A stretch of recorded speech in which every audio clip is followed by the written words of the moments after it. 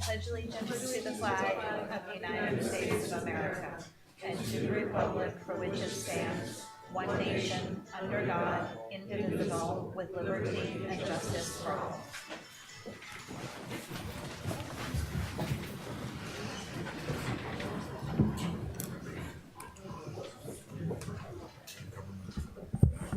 Good evening. Welcome to the May 8th Select Board meeting. I don't believe that there are any changes to the agenda. Announcements? Thank you. This meeting is being audio and video recorded. We have a number of 2019 committee, board, and commission vacancies available right now. There's a schedule online, and it's shown here on the screen. We have a couple of public hearings for the committee applications, one on May 22nd, one on June 5th, and final committee appointments will be made on June 19th. There's a lot of information on the town website. If people are interested in volunteering, we hope they are, please go check out some possibilities.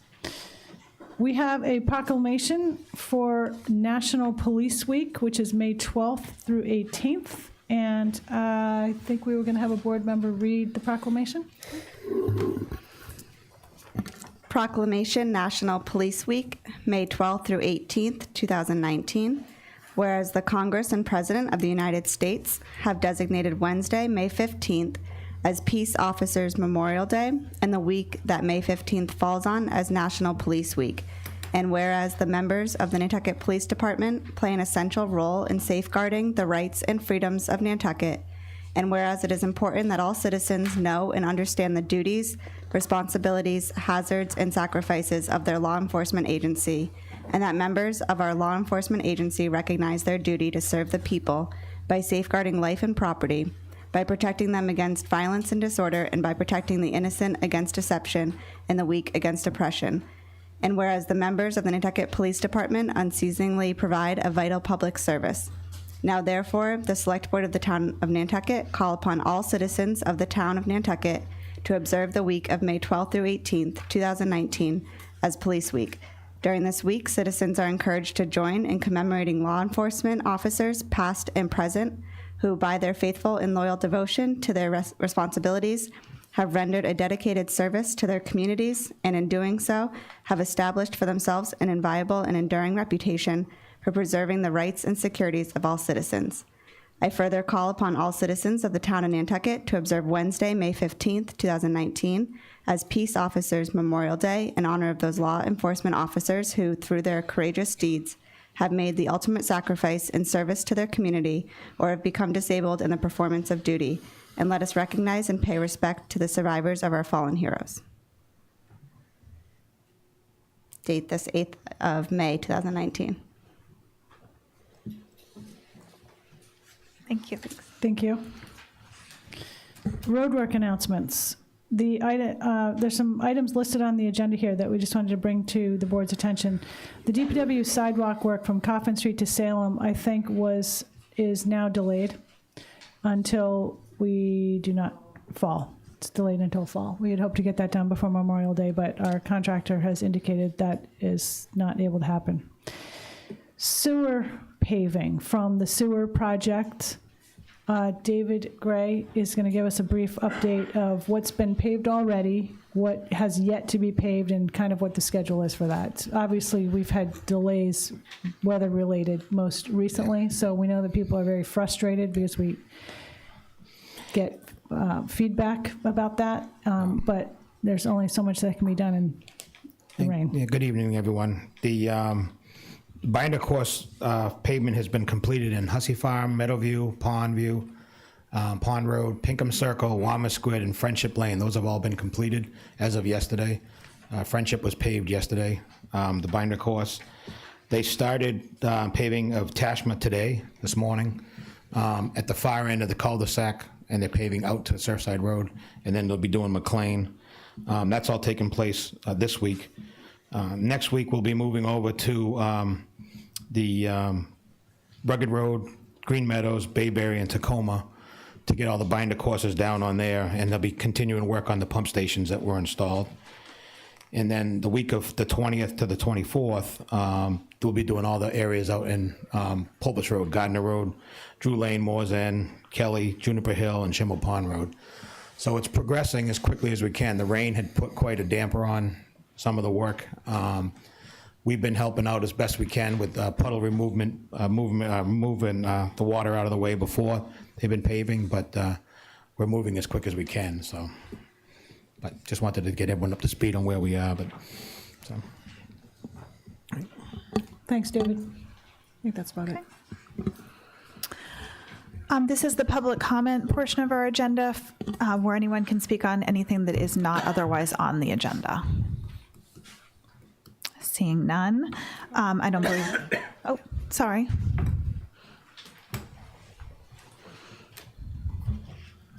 Madam Chair, thank you. Members of the board, Andrew Lowell, Harbor Shellfish Advisory Board. We're aware of the Housing Trust formally requesting funds generated from the newly implemented Airbnb lodging tax for affordable housing. The Harbor Shellfish Advisory Board unanimously voted to formally request that you equally consider these funds to be used for water quality infrastructure improvements listed here in our request. I know I brought this up once before when it was on the floor that you were speaking about, but we hadn't formally voted on it at SHAB, and we have quite a new board now with 4 new members, and we spoke just last night about it, and as I said, voted unanimously to present you with this letter. Thank you. It will be a bit of time before we really have a clear understanding of what kind of dollars we're talking about. And I realize that. We're just looking to be proactive so that you have fresh in your mind what the priorities are, and I know you've realized that. So thank you very much. Thanks, Andy. Are there any other public comments tonight? I don't believe there's any new business. Approval of minutes, warrants, and pending contracts. So moved. Actually, there are no minutes. Oh, what the pending contracts and the treasury warrants?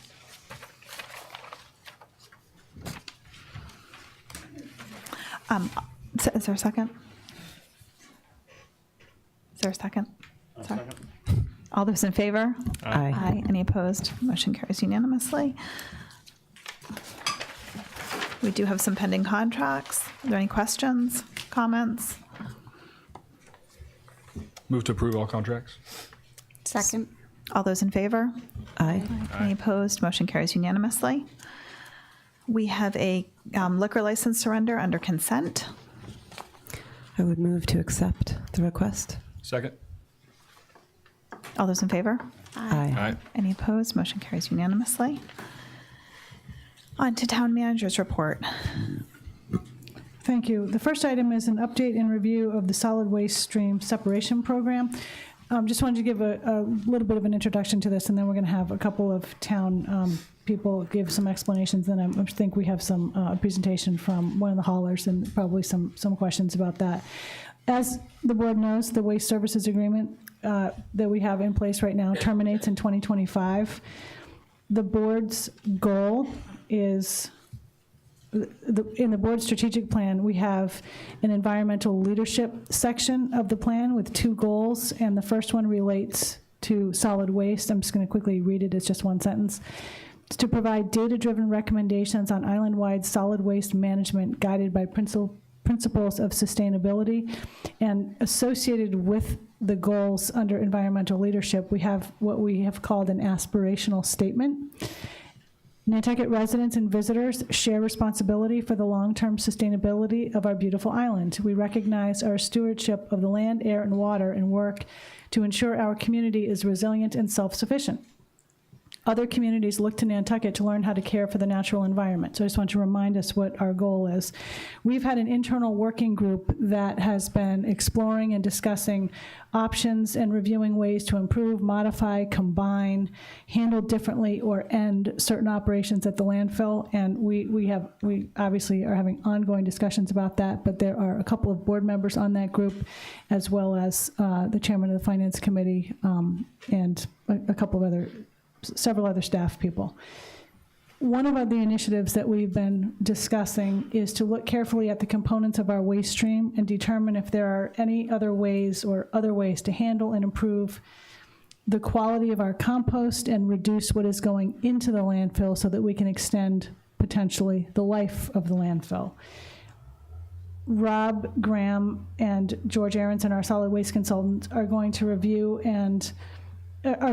this waste stream separation issue. Graham Durovich is our sort of new recycling coordinator, so we are really focusing on this type of thing at the landfill. Recycling and waste handling is more important now than ever with a lot of things that are happening in the world, which George has been continually advising us on. George is going to focus a bit on the cost to ship material off island. This has come up several times in the past decade or so. And it's always a good opportunity, though, to update that scenario with current numbers. So I think we're going to start with Rob.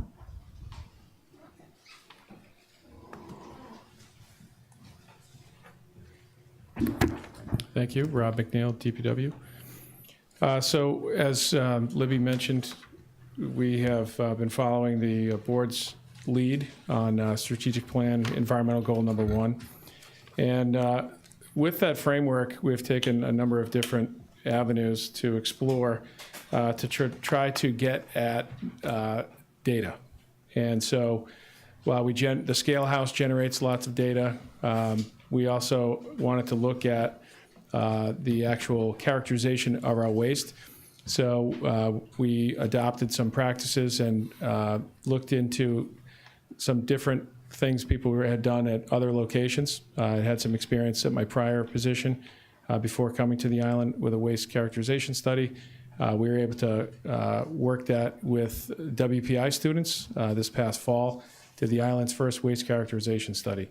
That presentation and the results that came out of that resulted in making recommendations to do another study over the summer during the peak of the season, but to take the data that we had and to really get at what actions could be instituted sooner than later that didn't necessarily result in a paradigm shift, but recognize the limitations of our current system and try to improve it. And so with that, we started to focus on improvement of our compost. Now, obviously, the island relies on a composter and decided to embrace that technology decades ago. And so what we believe, based on the history we've seen, is that the quality of that compost has degraded over the years.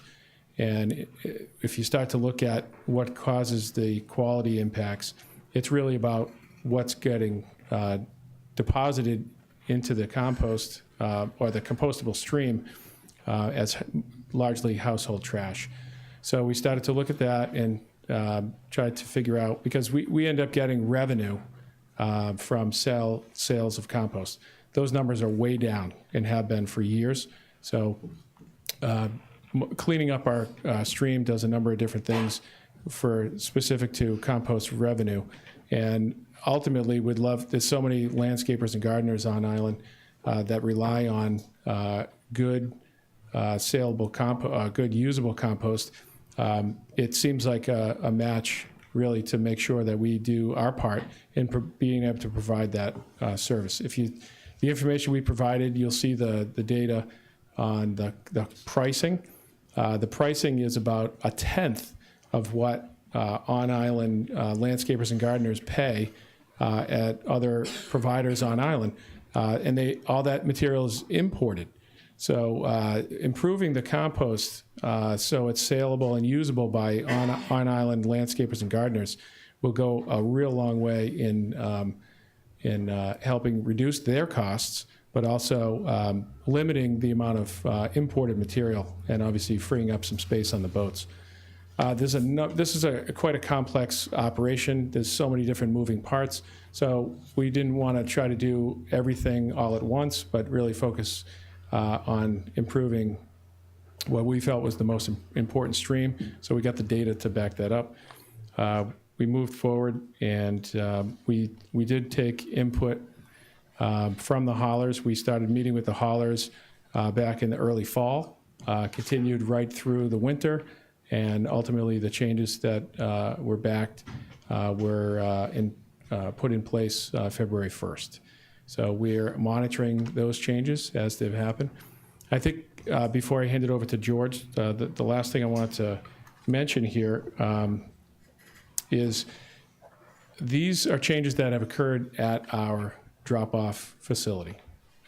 They are, and so in the DPW world, we are responsible for the solid waste recycling facility and all its operations. What we're not ultimately responsible for is the haulers. The haulers right now are under, they're licensed through the Board of Health and with regulations that are promulgated ultimately through your responsibility and authority. So Public Works, while we have had Roberto involved in discussions, we can't necessarily enforce those regulations. And there's a lot of data that we can gather from those regulations that are required in there that the town just does not have. So I think moving forward, specifically when we start looking at using data to drive decision-making, which I think is a very smart way to go, that is certainly a focus that I would recommend that we continue to find new streams of data, but also call and expect and require the data from the haulers that are already in our regulations. That'll help drive future decisions. George? Thank you, Rob. My name is George Aronson, Principal, Commonwealth Resource Management Corporation, a consultant to the town of Nantucket since 2008.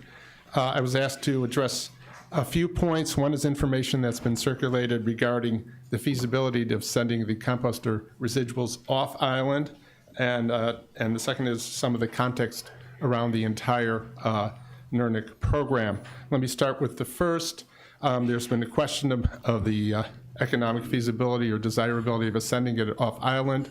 I have to say, from my opinion, this is something that would be economically prohibitive, and there are basic technical feasibility issues as well. Let me just go through them very quickly.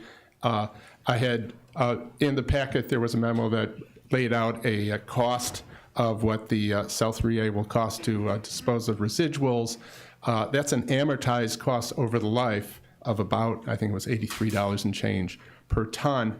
In fact, if you look at those costs closely, the construction cost has already been spent.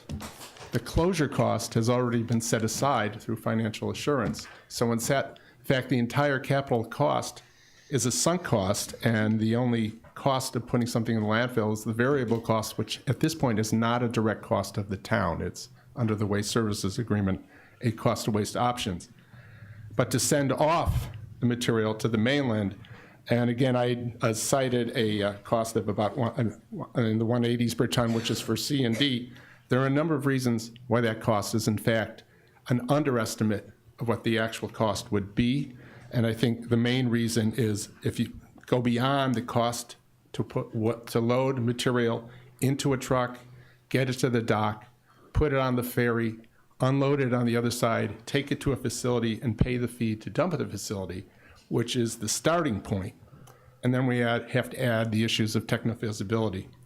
If you're familiar with the composter operations, and if you ever stood at the point where the material comes out of the back end of the drum and goes onto the discharge conveyor, you know what that smells like.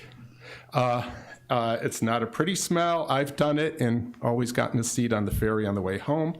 But it is a problem containing those odors if you're going to load it into a vehicle.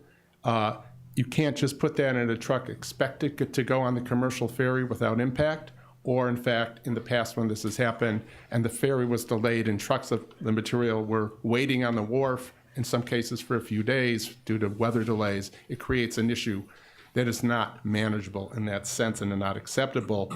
If you were to go down that route, you need equipment to manage the odor problem, probably by wrapping the waste or treating the waste. We've actually priced this out.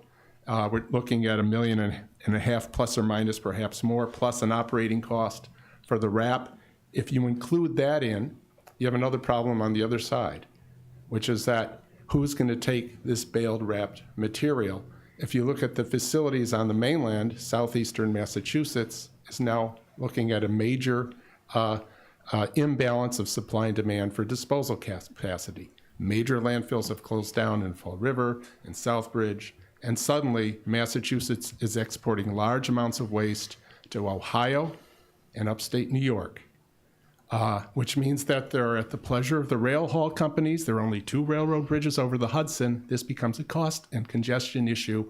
I don't want to go into great detail here, but the cost there or the risk of substantially escalating costs above the 180 a ton is significant. And so I think both the technical feasibility of transporting material that frankly is odorous, and the cost, including the risk of where to take it once it gets to the mainland, make that option extremely unfavorable and disadvantageous to the town. I'm happy to take questions on that as they arise.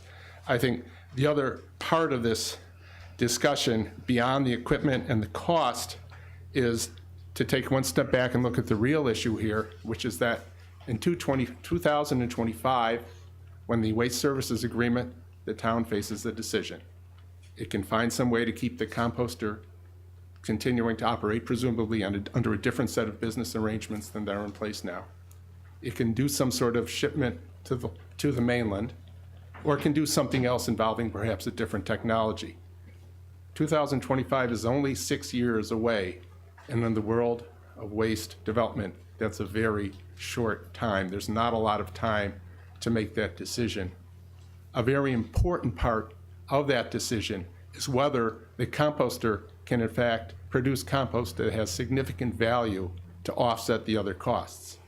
If the town is successful in doing that, they may have a much longer vision of what can be done after 2025 and a much more viable option than would otherwise be the case. And I think that the measures that the town is taking now to look at what can be done to improve compost quality and make it a viable product are basically start with what the DPW has started in February. Now, we understand this is a process. There may be changes going forward, but it is part of that longer term vision, which is the real problem that everyone in town has to face and needs to solve, and for which, frankly, time is growing short in order to go down the path of the best solution. So I think that's another part of this. There's the operations issue, but there's also the long-term vision of, do we want the composter to continue to operate in some fashion, leaving aside business arrangements for now, after 2025, or else is there something else that needs to be done? So in that context, I just wanted to give, again, my observations or recommendations in this process. I think for those who may not fully appreciate the challenge of moving the composter residuals, to the extent that comes into the conversation, there's nothing like going to the composter and taking a tour and understanding and seeing the material and what that involves. So I'd encourage those who are interested in that part of the problem to do that. Similarly, Nantucket has a unique environment for collection of waste, and to the extent that the town can learn and town employees can learn how that happens logistically, either being by accompanying drivers or getting more information, that will be helpful, because we understand that collection changes involve change. Change is complicated, can be difficult, and even if there's a significant payoff down the road, there may be process along the way to get there, and learning and corrections as we go forward. And finally, I think that one of the things that the DPW Director Rob McNeil mentioned is that as a matter of practice on Nantucket, the collection of waste, which is under the control of the Board of Health, is separate from the management or processing of waste, which is under the control of DPW operations. In fact, there's a great interaction. So to the extent that those two aspects of the system can be integrated and synergies can be found, efficiencies can be found to the greatest extent, and that would be an improvement for the overall system. So those are my comments and a few recommendations, and thank you for the opportunity to address the board. Thank you. Hi, Graham Durovich, DPW. I'm the new Recycling and Solid Waste Coordinator. I just wanted to share a little bit about the outreach that I've been doing since I started and since we made the changes to the waste stream. I've been working with Florencia Rulo, the town's public information officer, help get the word out that way, and local conservation groups also have been helping through their websites and different programs that they have. I have been working with the public schools and the private schools. The fifth graders in the public school right now are working on this big video project. They're making songs and skits as well as presentations to explain the new waste stream in a clear and comprehensible way that fifth graders can do. And also I've met with the Boy Scouts and the Girl Scouts. I'm actually heartened to see Troop 97 here from the Boy Scouts. And then also various events. Daffodil, we had a initiative out there with Remain Nantucket. Rita Higgins helped with that, and Sustainable Nantucket as well, to provide bags to help people sort their waste, because in the past all waste has gone into one thing. There hasn't even been recycling. So that was a good success this year. Additionally, organizations, businesses, the hospital have reached out to better understand how they can make less of an impact through the waste that they generate. So I've been working a lot with them and try to improve that system.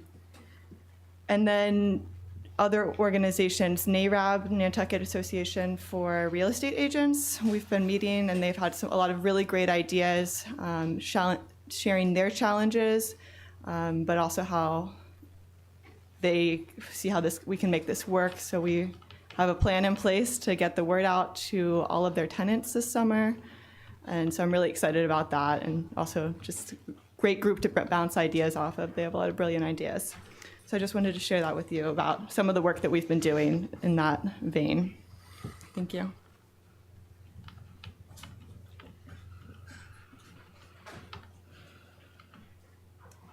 Okay.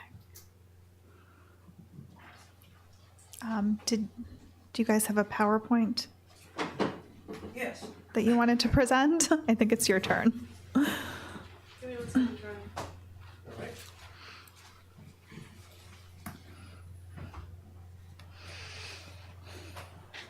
Well, good evening. Thank you for the opportunity to share with you. Just state your full name for the record. My name is Charlie O'Neill.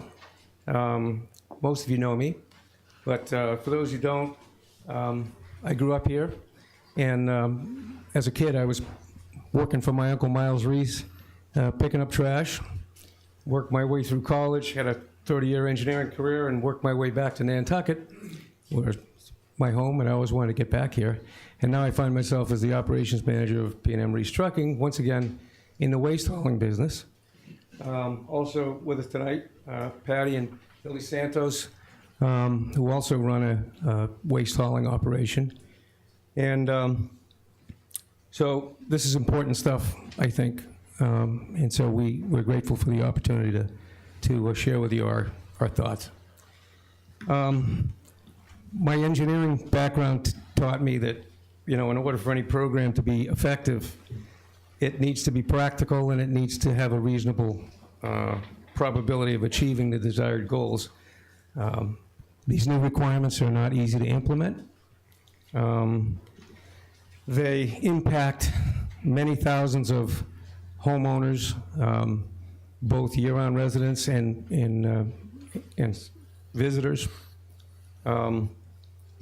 And while it appears that from a theoretical point of view, there's been a lot of thought put into it, there was virtually no input from the people who have to go out and implement these things, and the people who actually collect and transport 75% of the waste that's generated on the island, the haulers.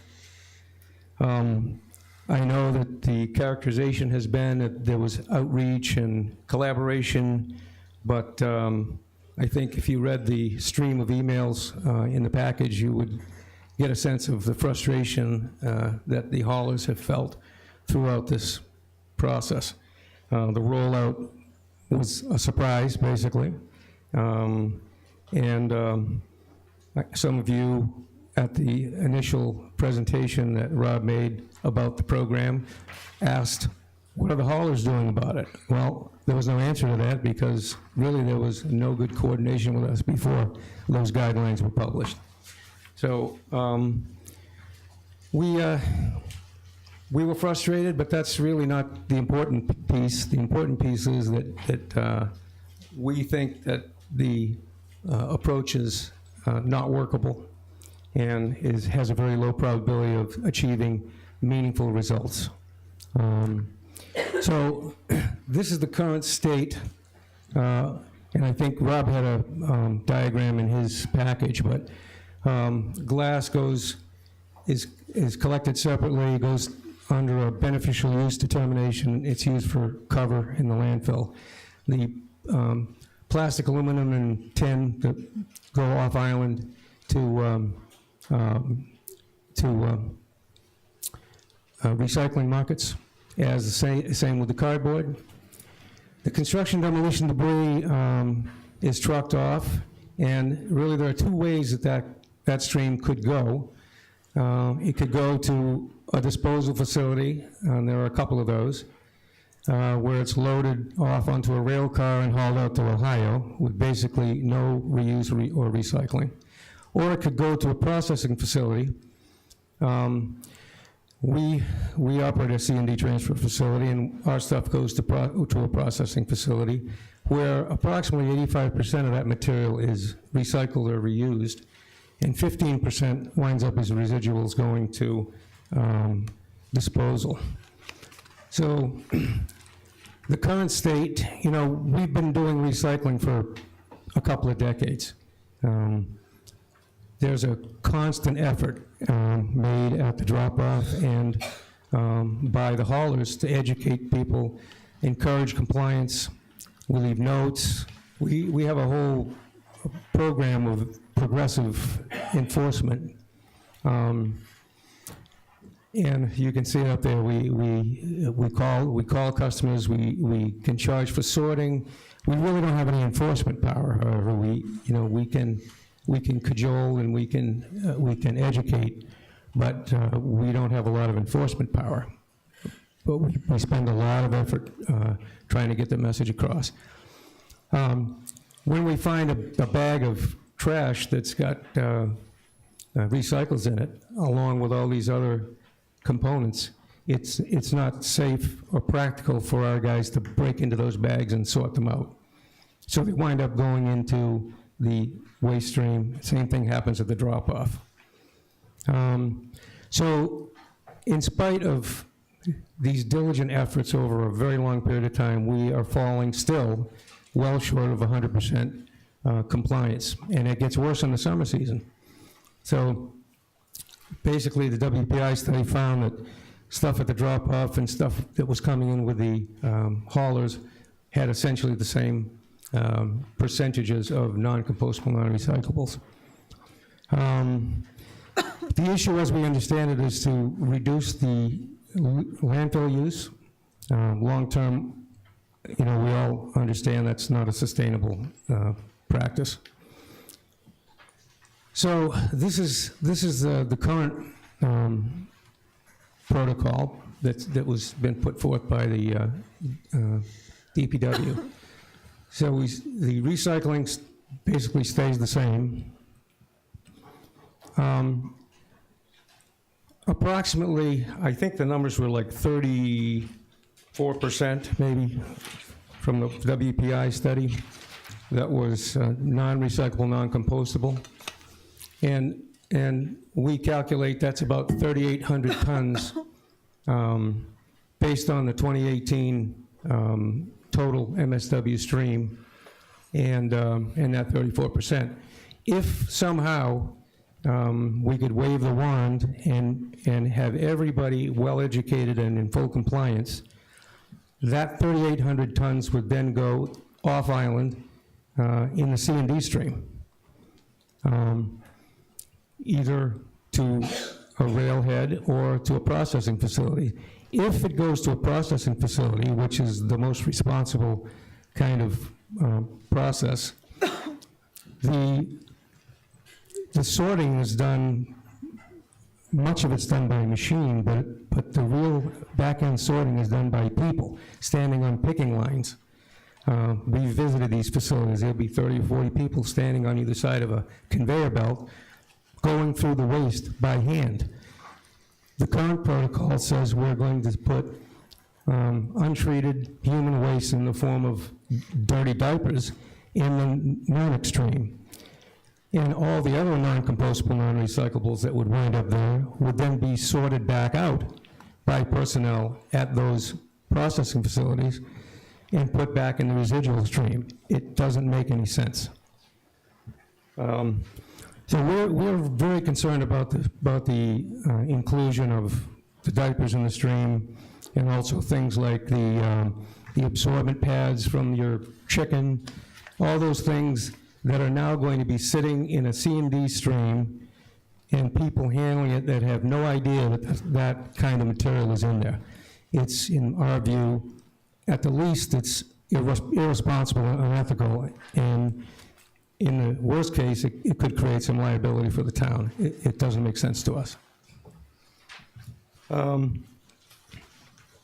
So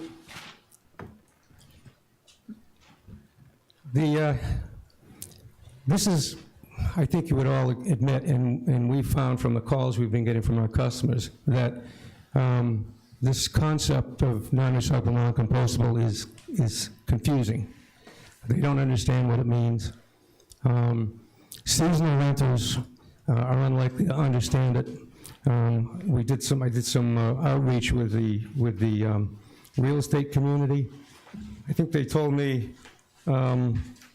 something like 1,300 houses that are in the databases of the various rental agencies, assuming 8 weeks of high usage, results in something like 10,000 rental weeks. And you can make your own judgments about what the turnover is, but there are a lot of people coming to Nantucket that would have to know about this, understand it, and be willing to comply. Given the experience we've had in 20 years of recycling, it's really not reasonably achievable. The concept here is to put the haulers in the middle of this. You know, we are going to have the responsibility to educate and enforce. We already spend countless hours on the phone during the high season explaining to people recycling, and most of them understand it. The trash bins have signs in them, and they have 3 containers.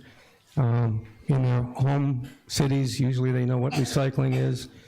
This is a brand new concept, and the chances of our being able to get compliance, given the transient nature of our population here, is very, very low.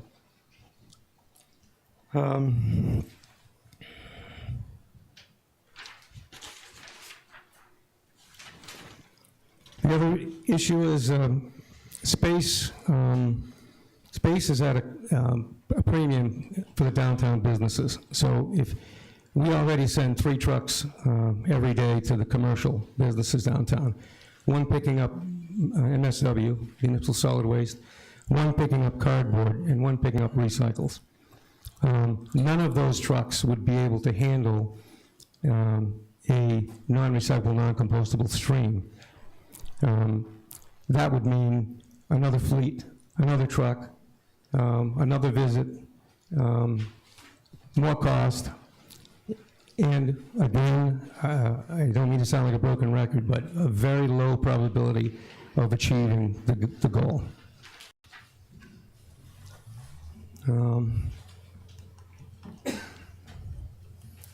So we've covered most of that.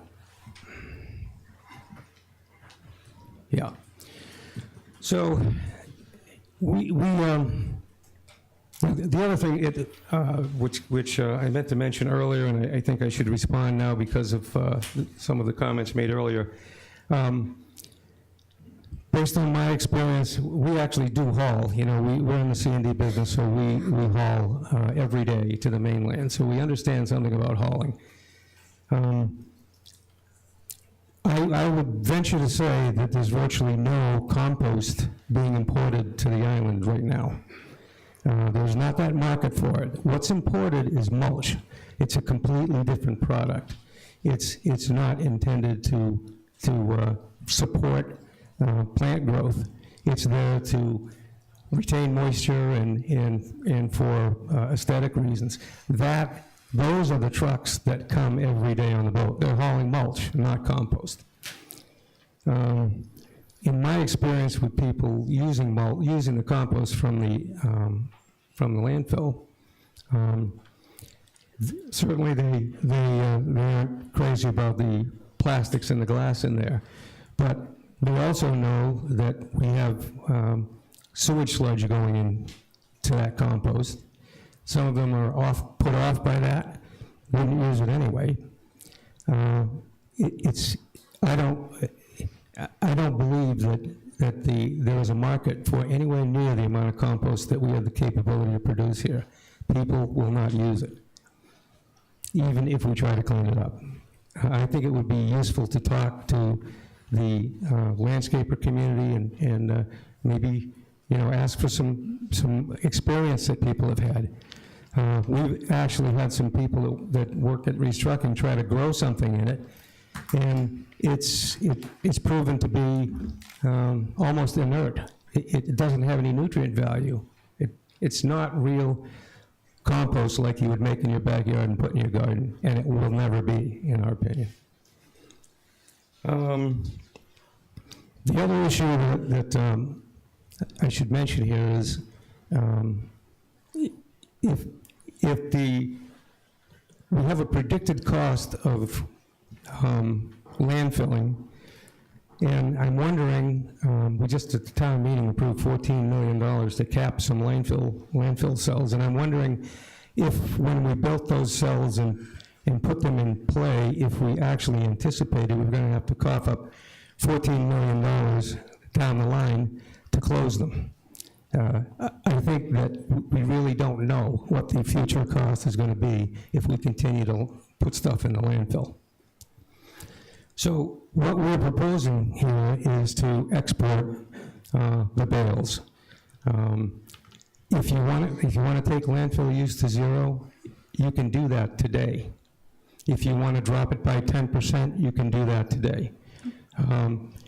It would be rational from our point of view, rather than to rely on some analysis, to actually export some of these bales. Use the same haulers that are taking the C&D debris off island right now, find a place to take it, do whatever is necessary, and let's find out if it's feasible economically and from a practical point of view. Because someday we're going to have to wrestle with this problem.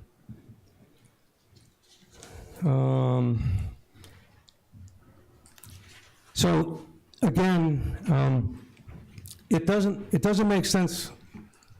It doesn't make sense to us because of this option makes more sense to us because it doesn't depend on a lot of education and compliance. It uses existing mechanical sorting equipment. We've paid a lot of money as a town of Nantucket to support this digester, and it does screen out non-recyclable, non-compostables and bale them. And now we're looking at going away from a machine sort to asking thousands and thousands of people to sort, and maybe getting some small fraction of compliance. So it avoids all those complications. It avoids the issues of mixing the untreated human waste into our C&D stream. And it's the same 3,800 tons that would be exported mixed in with the C&D stream. So I don't understand, we don't understand, how it is that it's economically feasible to export 3,800 tons in the C&D stream, but it's not feasible to export 3,800 tons of bales. It just doesn't make sense to us. So that's the view, and I think I can speak for DeSantos and for a waste company. That's what we believe we should do. We should abandon this program of separation. We should try to export the bales and export as many of them as we can, and maybe keep the remaining landfill capacity as the ace in the hole if things change on the mainland. It's a proactive approach, I think, and one that doesn't rely on a lot of education and has a high probability of succeeding. And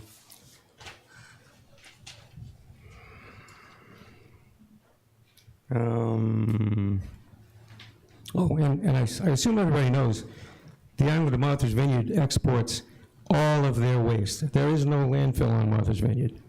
Every bit of material of municipal solid waste, recycled C&D, is taken off on the steamship vessels.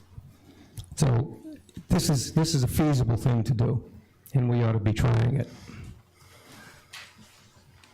So that's all I have. Any questions for me? Board questions?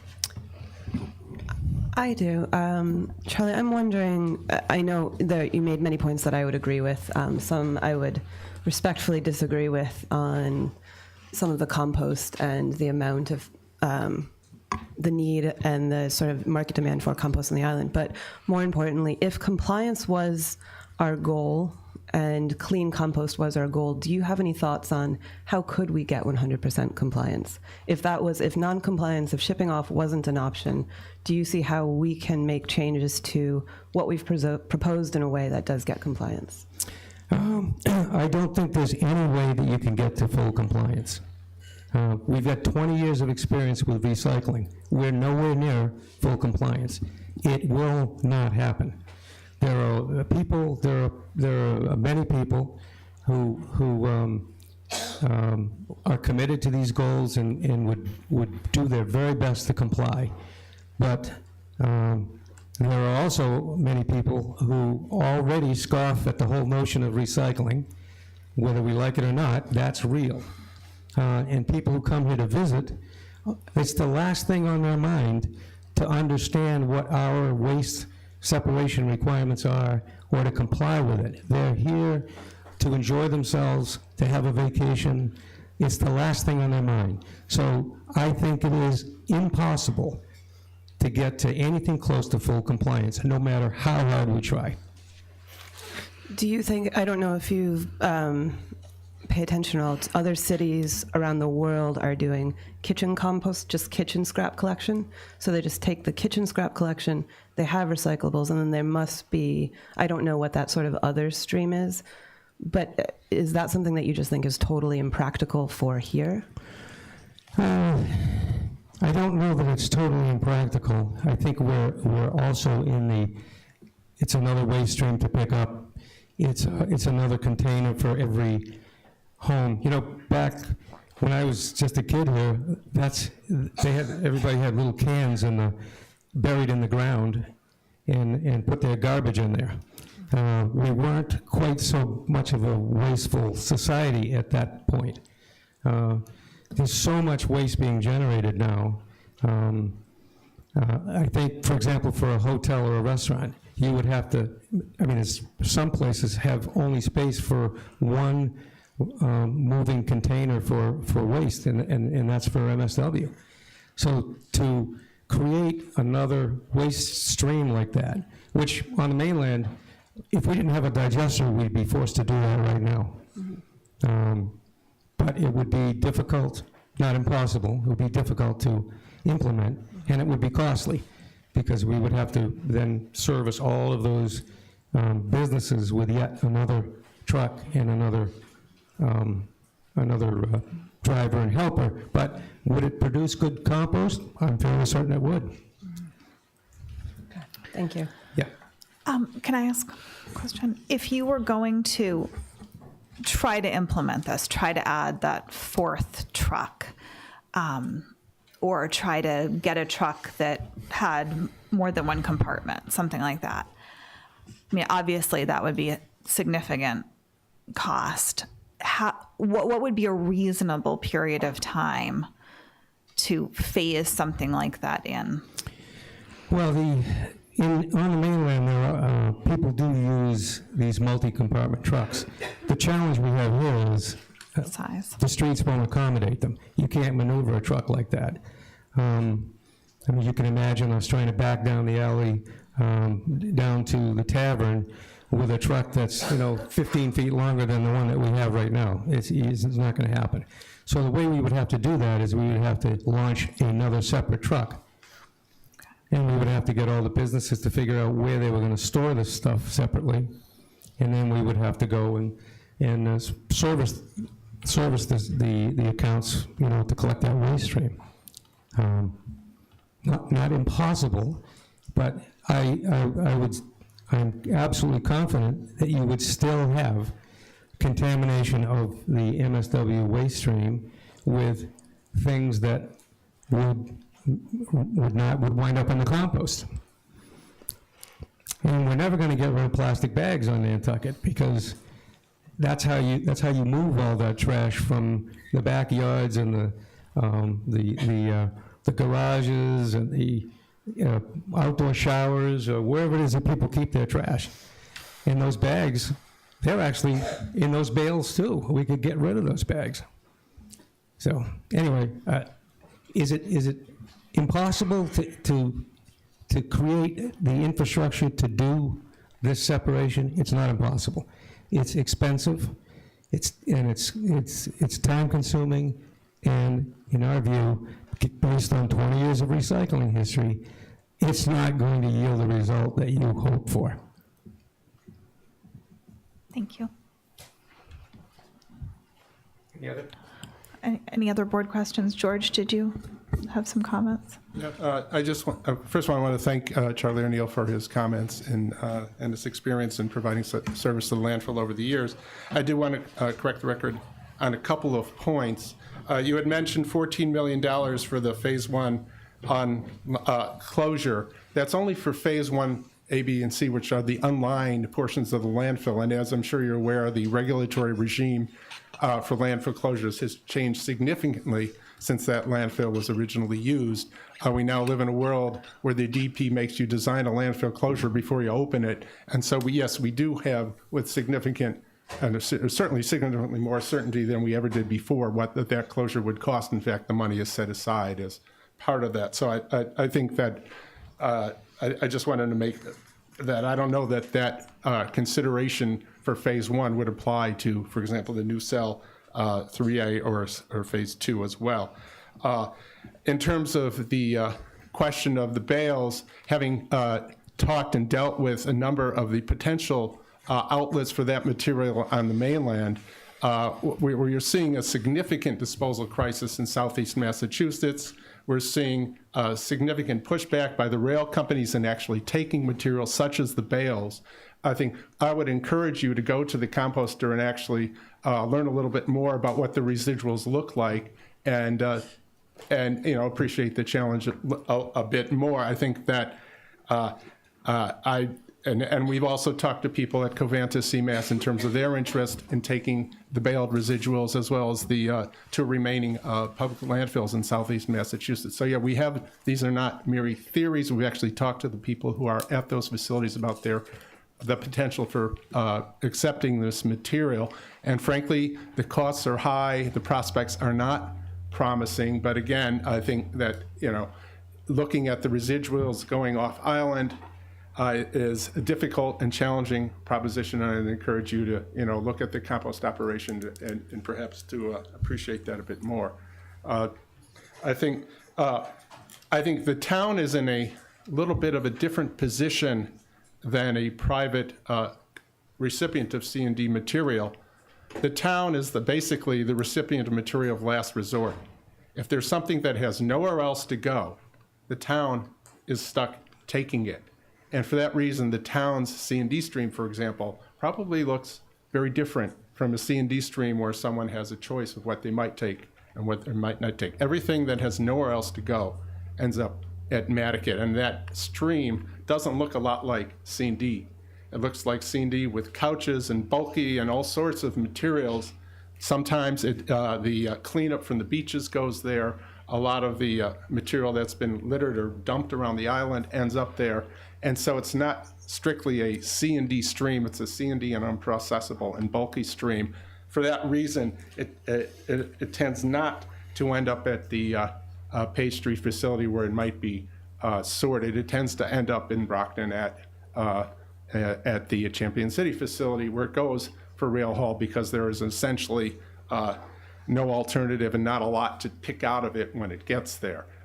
Because for that reason, I think some of the concerns you raised in terms of manual sorting do not apply to the Brockton facility. The material is bagged, which prevents direct handling. We have visited both facilities to see how they, and talked to the operators there, and in fact discussed and looked at regulatory regulations that are applicable to investigate exactly the question you raised. So we do appreciate the potential challenge there. We do recognize that this is the early stages of a program, and a program can evolve. And so we'll be watching as the program evolves. We're coming into the summer.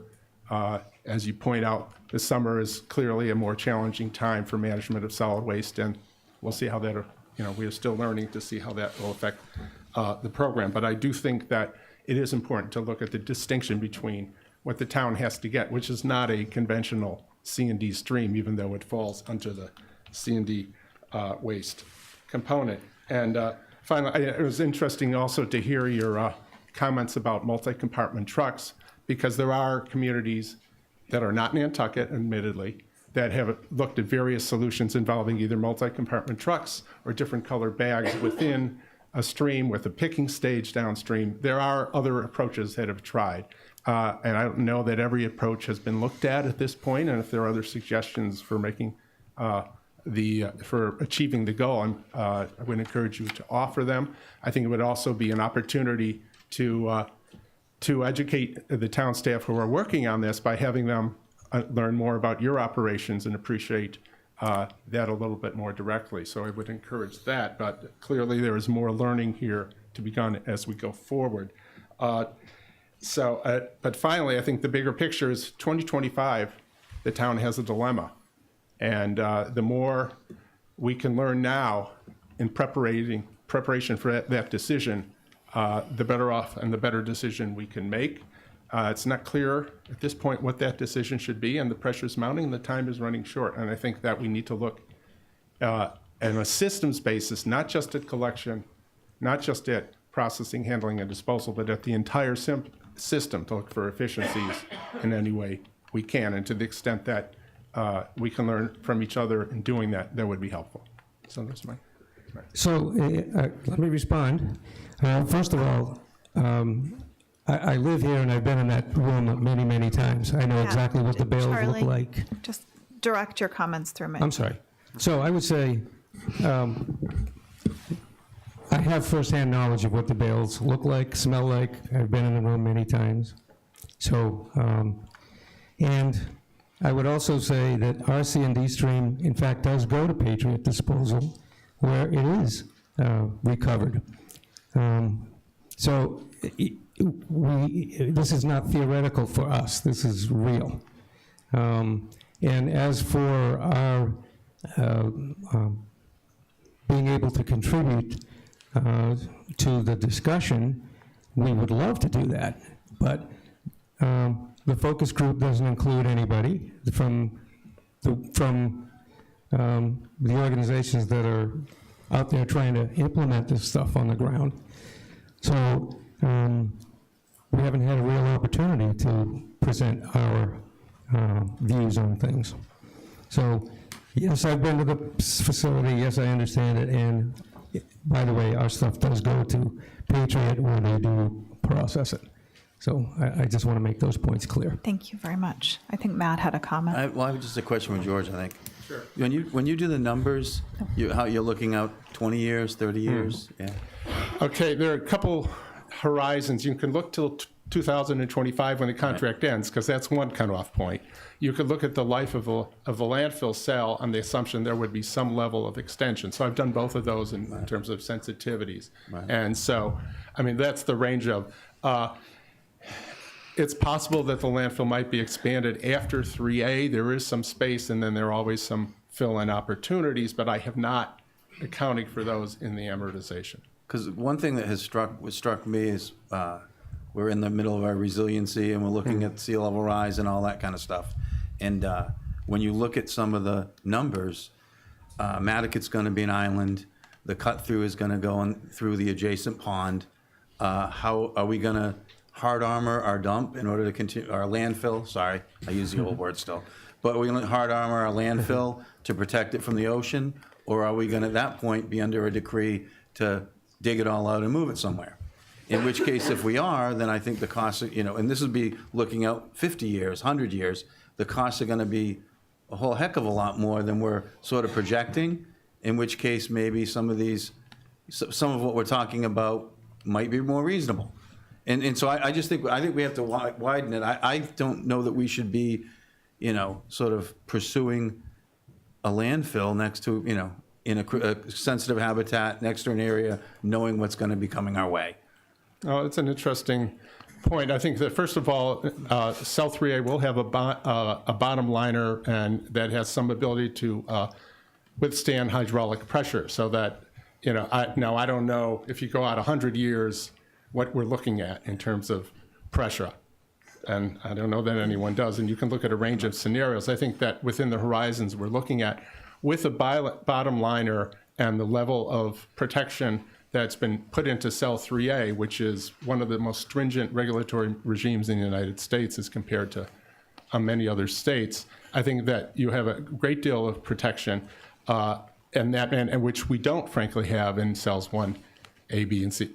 I understand it. And that's sort of my point is I think we should be, if we're going to take a long view, we should take take a bit longer view and add those numbers to get a little bit more of a comparison. My intuition tells me my kids or my kids' kids are going to be here dealing with this issue from a completely different perspective. And they're going to be dealing with, how do we get this stuff out of the ocean? What do we do with it? How do we dig it out fast enough and get rid of it? And so, so it's sort of I'm looking at it. And it only kind of struck me when I was looking at the sea level rise maps, and I was looking at what was going to happen in Nantucket. And it kind of struck me that we're sort of looking at it from a static, 5, 10, 20-year perspective. And I think we need to look at it a little bit further. And I don't have the answer. I'm just saying I would like to think that we'll do that. Right. And for what it's worth, when you look at bottom liner and the ability to, you may end up having some pumping costs, for example, from underneath. And there are other landfills that actually are located in an area where there's positive hydraulic pressure pushing on the bottom liner, and they manage that in certain regimes. Now, is that a 1,000-year solution? That's a different question. I'm not even going on 1,000. I'm going on 100. Yeah. 50 or 100, I think we're going to be seeing it, but we'll see. We'll see. Yeah. If and again, but the idea of thinking long term is absolutely part of this discussion. Well, and I think from a policy perspective, people in the community want us to think long term and think about what the cost really would be to get everything off the island and how we would do it, because we don't have a truly commercial dock that doesn't mix with all of our pedestrian and traffic coming on and off the island. Yeah, I think that's an excellent point. I think one of the problems that we've seen is when we try to take material offshore, the weight of the trucks, in fact, changes the draft of the boats they're on, and then you end up reducing the capacity of the boats. And that's one of the factors that leads into the expense here. Martha's Vineyard has a mix. They have two different districts in Martha's Vineyard, the Oak Bluffs Vineyard and the Martha's Vineyard district. One actually goes to Falmouth, one goes to New Bedford by barge, so they're two different regimes. And they have a different distance issue and a different cost regime. I mean, we can learn from them, and we have kept track of what they're doing, but it is different here because we're farther out at sea, as certainly much better than I just have one question, George. The residuals, once they're baled, they don't get sorted. They just go straight into a landfill at that correct. point. And I don't know if this is a question for you or Rob, but do we know how much of our residuals are recyclables or could have been recycled? Well, I mean, on one hand, there's what is recyclable today and the question of what might be recyclable tomorrow. One of the things that we've been doing, and it's an ongoing effort, is, for example, given the prevalence of plastic in those bales, is there something else we can do with that might in fact include mining? There are technologies that I've actually seen operating in China. Now there's one in Chester, Nova Scotia, where they take mixed plastic and process it through a process called pyrolysis and actually make, for example, marine diesel fuel. Wouldn't that be a great dream? It isn't here yet. Believe me, if it was here, we'd be chasing it. But there is one of the wild cards is will there be a technology that emerges that helps us handle this problem in a way we don't see right now? And we're going to keep our eyes out looking for that. Until that comes, until we're in a position to take advantage of it, we'll have to do the best we have with the technologies available. One more question is, have you worked with other towns that have had compliance issues and had any success stories? And not necessarily the details, but is there a way to, what's a reasonable compliance rate? And have other towns been able to get those numbers that they've needed for compost? It's all over the map is the answer. And if you look at places like Seattle and San Francisco that have been doing it for years and have very high rates, I agree, you're never going to hit 100%. The question is, can you get a higher enough level to make a difference? I think also, and you see it much more in Canada and Europe than you do here. Toronto, the Nova Scotia facility I mentioned actually has 3 streams. There are other places that have an organic stream separate from other streams. So I'm not going to give you a number because it's too wide a range. The seasonality adds a wild card, so it's not necessarily translatable. But we have seen other jurisdictions do very well in separating out organics for processing and getting to a point where they have products that can be marketed. So not saying it can't be done. I'm just saying that it's hard to translate that experience to this experience. Mm-hmm. Thanks. We had the stuff from municipal, the municipal magazine that we get was talking about, and I'll get the community wrong, it was Concord or somewhere, and they had something similar to what we had, where when we started the compost, when we first started recycling, there were a lot of individuals who were really excited about it, and they were out at the landfill, or it was called the dump then, and they were, explaining it to you and checking everything, and we had a pretty high rate in the early years when people are excited. And as the island has grown and, has changed demographically and, as that excitement has worn down, I think our rate has dropped quite a bit. And these guys could probably tell you more so than I could. And I think we don't recycle at the rate we used to. That's the same as what happened in Concord. They had, an initiative and it was really good for the first few years. And then when the people that pushed it and started it left, the excitement wasn't there any longer and they're back to square one. And so I think, it's an ongoing situation, and the public has to do it, and the, administration has to do it, and you have to be on it all the time to be successful. So I think that's been proven. I appreciate that, Madam Chair. So there is proof that the ongoing education and outreach is definitely something that needs to continue, and it's proven that the participation rate, particularly for recycling rates, is tied to that outreach. So that's something that we have been doing, and will continue to. Regardless of what the system is. A couple points I wanted to make before we finish here. Just simply that there are plastics in our environment, and those are waste plastics, not the stuff that we buy specifically, but it's all the stuff's ending up in our environment. As much as we can control, I would say we ought to. We're taking a long look at our coastal plastics. We are looking, we're starting the island's first macro and microplastic study of water column, soil, and also bivalves, oysters. Obviously, shell fishing is a big deal here. So there are concerns about, what plastics in our environment might be doing to that industry. And just lastly, I've been working with Reese specifically for some time. Santos joined during the winter in these discussions. These are some smart folks. They know the hauling business clearly better than any of us. I am confident that they have the abilities to work with us to achieve these goals. Certainly as environmental leaders, We appreciate the Select Board stepping forth and making this one of their desired outcomes. And the important thing to think about when you think about removing anyone's waste, whether it's yours or a commercial person or someone else's, the stream change doesn't create any new volume. It's exactly the same volume. All we're doing is compartmentalizing it differently. So I'm not trying to oversimplify it, but I also want to make sure that things are not overcomplicated. It is the exact same waste that you are creating. You can choose to reduce that.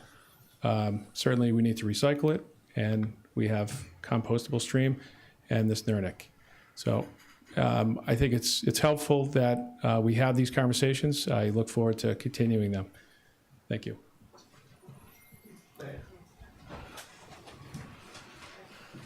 Hi there. I'm Patty Santos, and I'm part of Santos Rubbish, along with my brother Bill. I'm not as eloquent as Charlie, and I'm going to be a little more simple than Charlie. And say, I have a couple of things to say. I have a lot to say about Nantucket, waste, recycling, and the landfill. But tonight's meeting really is about the Nurnik issue and adding that fourth dimension. Education is key, and Graham's doing a great job on that. But you're educating a very transient community.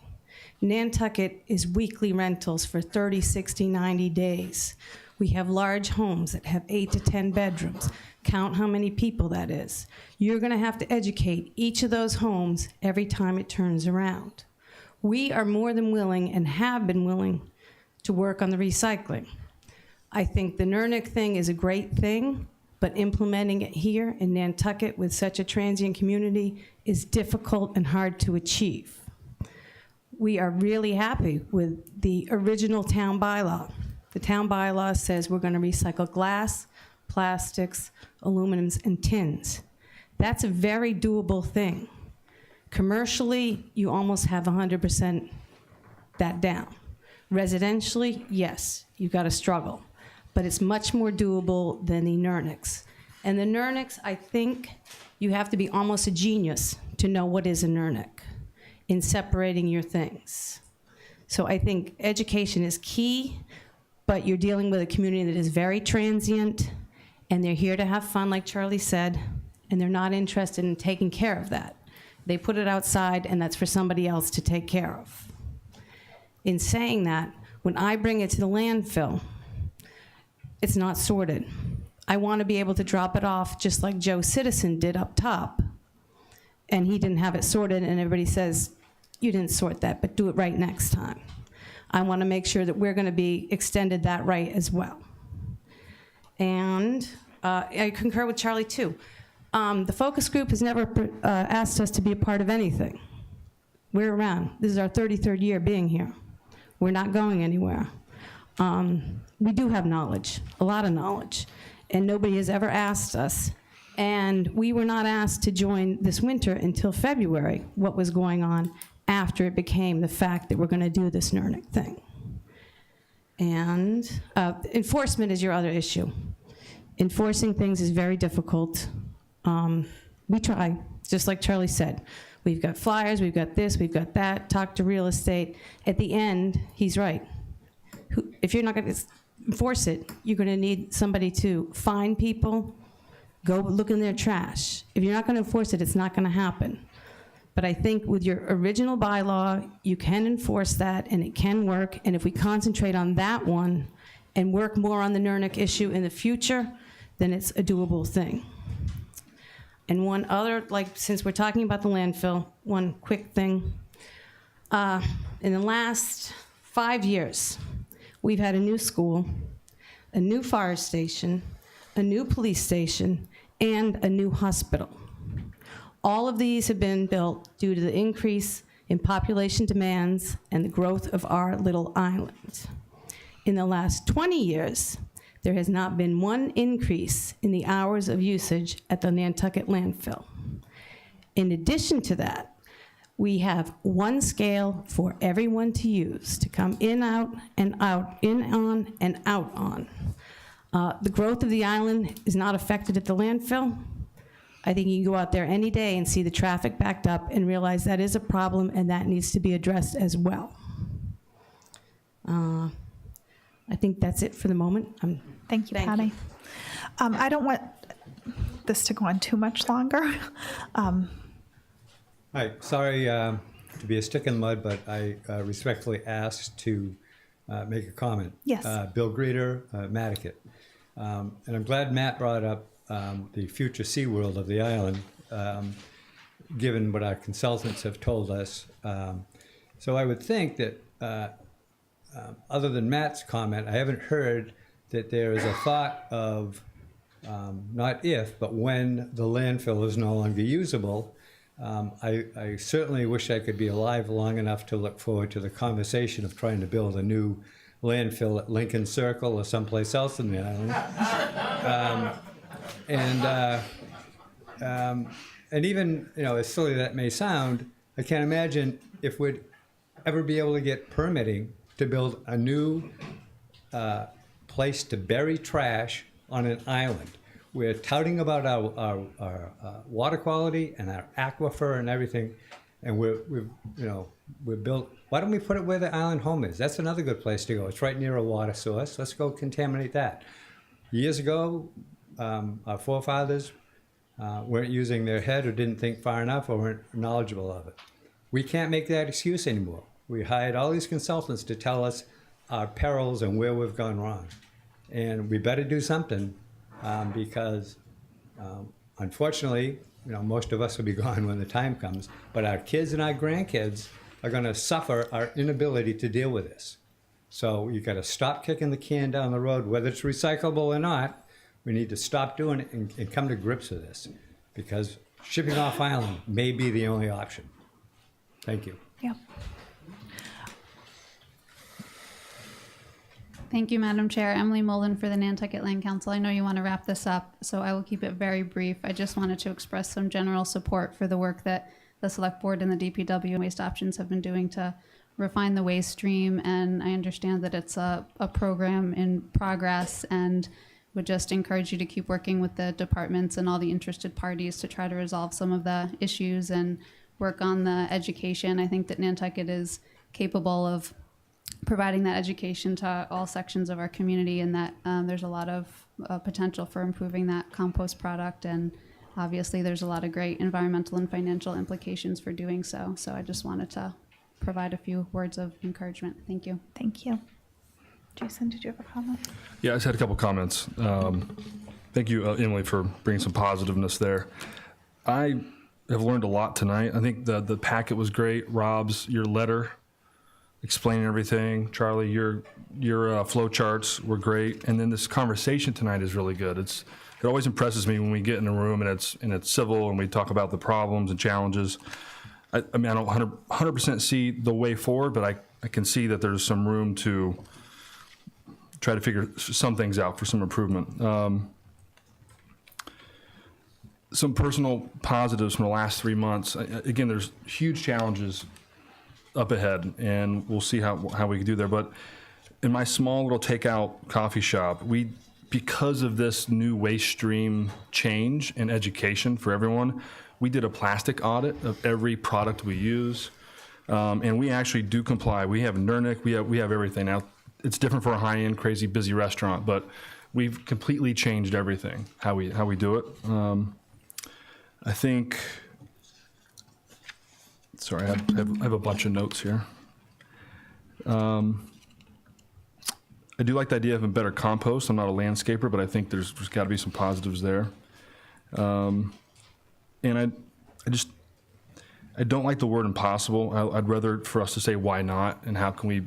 Yes, it may be technically impossible to get 100%. I get that, but maybe can we just improve it? Can we double it? Can we triple the improvement? So, if there's any way that I can help and meet with you guys, I'd be happy to, just to be a little more educated.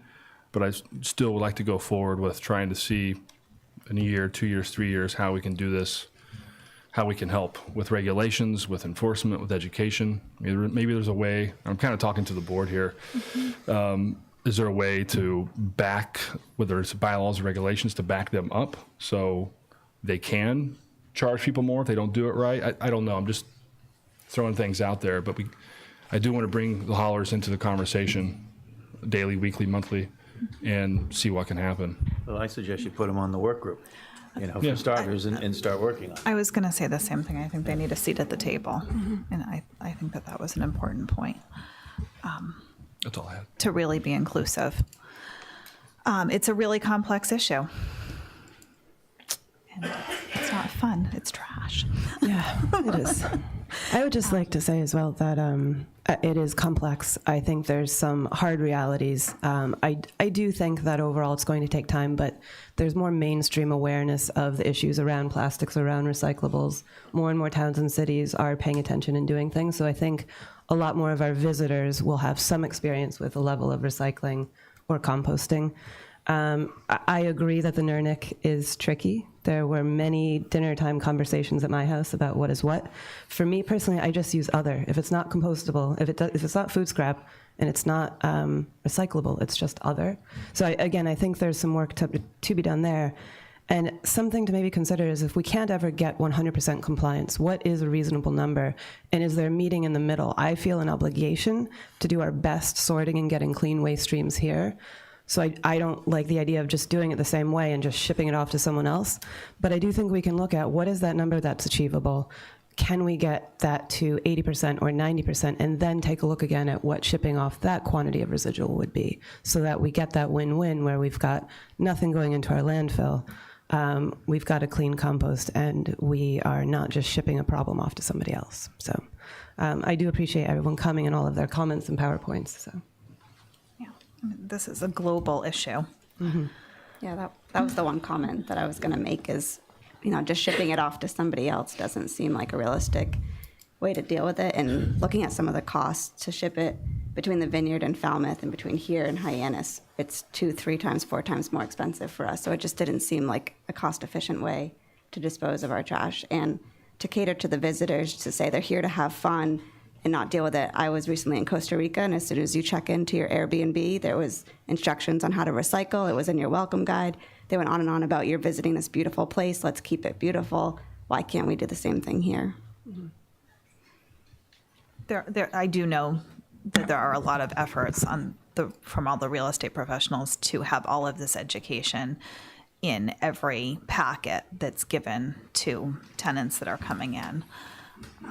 But then you've got cleaning crews who go in and have to get the house done in an hour, and the fastest thing to do is to just throw it all out. And so they're not going to take. It's not perfect. No, they're not going to go they're not going in the fridge and washing all the glass and everything and putting them in the right piles. They don't have enough time because they're flipping 20 homes that day. And so the reality is, some of this is wishful thinking. The reality, is different than, because of how we operate, the reality is different. And I think, we can improve it. And I think, I've said all along, we need to sort better. We should be getting green containers and asking all this stuff to be in green containers and then putting that separately. And we should be going through the bags that have stuff in them somehow at the dump if it's going to go into the digester. But we can't do it halfway. If we're going to do it the right way, then it's going to take a lot of labor and a lot of work. And the hauler's going to pay a lot, and the town's going to pay a lot, but all this sort of halfway stuff isn't going to get us, I think, where you want to be, Rita, at all. And there's money from the state, for green containers, for all that stuff. They'll, you can get they'll pay for that stuff, if you're heading that direction. But before we even do that, we have to know that it's going to be implementable, that we're going to be able to do, it's going to actually do the right thing. And the only other point is, it's expensive, but if to take a long view, it might not be. So we have to look. And the other one is our compost has never been very good. I tried it 20 years ago, and I'm still picking glass out of it. And so I just think, it was sold to us as it was going to be this wonderful thing, and it was, we're going to make money from it. It was going to be cash positive. That's how it was sold at town meeting when we got it. If I could go back and wave a magic wand, I would have put a, incinerator there, which was allowed then. And it would probably have 3 different scrubbers from then till now, and we'd have nothing going in. But we've just been, we've just been putting a problem into the ground. And I think we have to really think long term, and I think, anyway. Well, it's a continued discussion. I think we should talk about having the haulers have more involvement. And we haven't made a bylaw change, and this is an ongoing conversation. I don't think anyone has the expectation that that these changes are all going to happen overnight. If they're workable at all, if they need to be tweaked. But I really appreciate everybody being here and talking about it. Okay. And I hope none of my comments were offensive. And Billy, you still pick up my trash tomorrow. Okay. Only if it's sorted correctly. Right.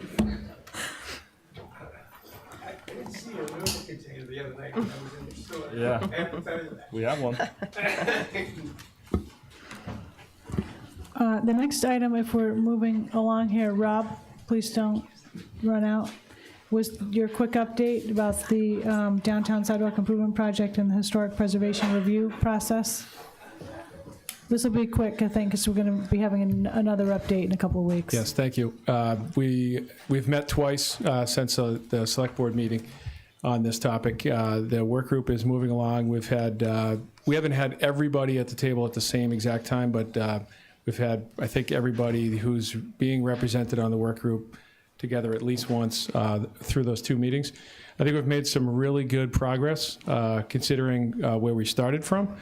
And I'm encouraged that when we meet again on the 23rd, that we'll be wrapping up sort of the outline of the process and then filling it out from there with some more expertise. So I'm not sure if you want to comment on that at all, Jason. I think it's a great start. I've talked to Matt, a couple people, just give them little updates. I think we're getting there. Everybody has really good ideas, and historical commissions. I had two people contact me today about how do I apply for that. So they're just trying to figure out the process for the process. Let's just lump onto that I've been in front of HTC twice since then. One for the Washington Street sidewalks, and then again last night for some input on bike racks. So again, there's additional outreach that's continuing, and we are getting feedback without the need for a certificate. Great. So all good stuff. Thanks, Rob. Thank you. You can come take your compost back. Oh, thank you. Sorry, but you're not going to get away with leaving it here. That's it, I think, for town manager's report.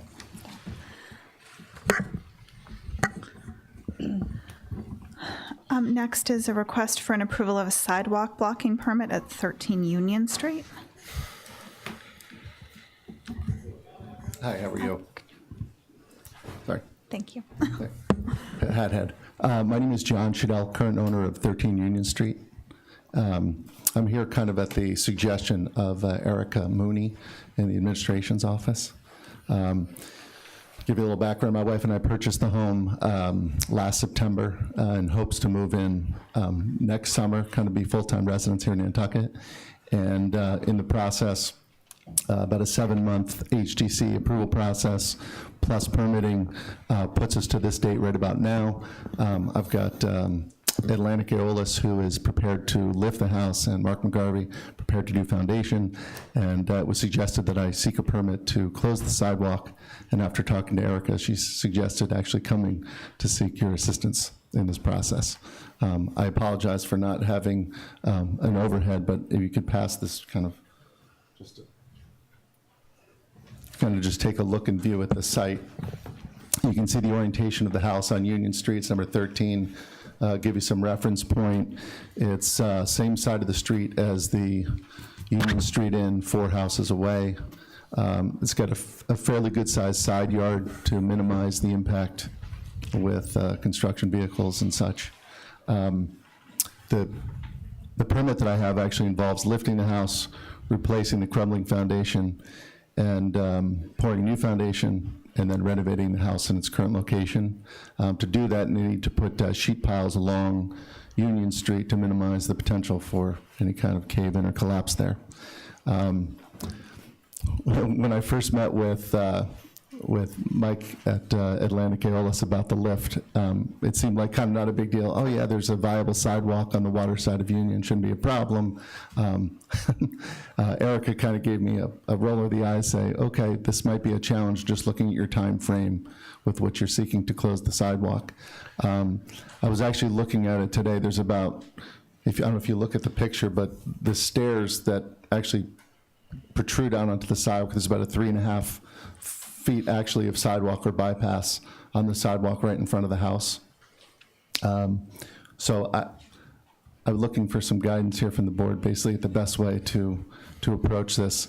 When I think about just the purchase in September and then the potential of not touching it till after the summer, it's almost like a 2-year process to go through the approval and actually do work to then be able to occupy the home. So that's kind of where I am as far as the process.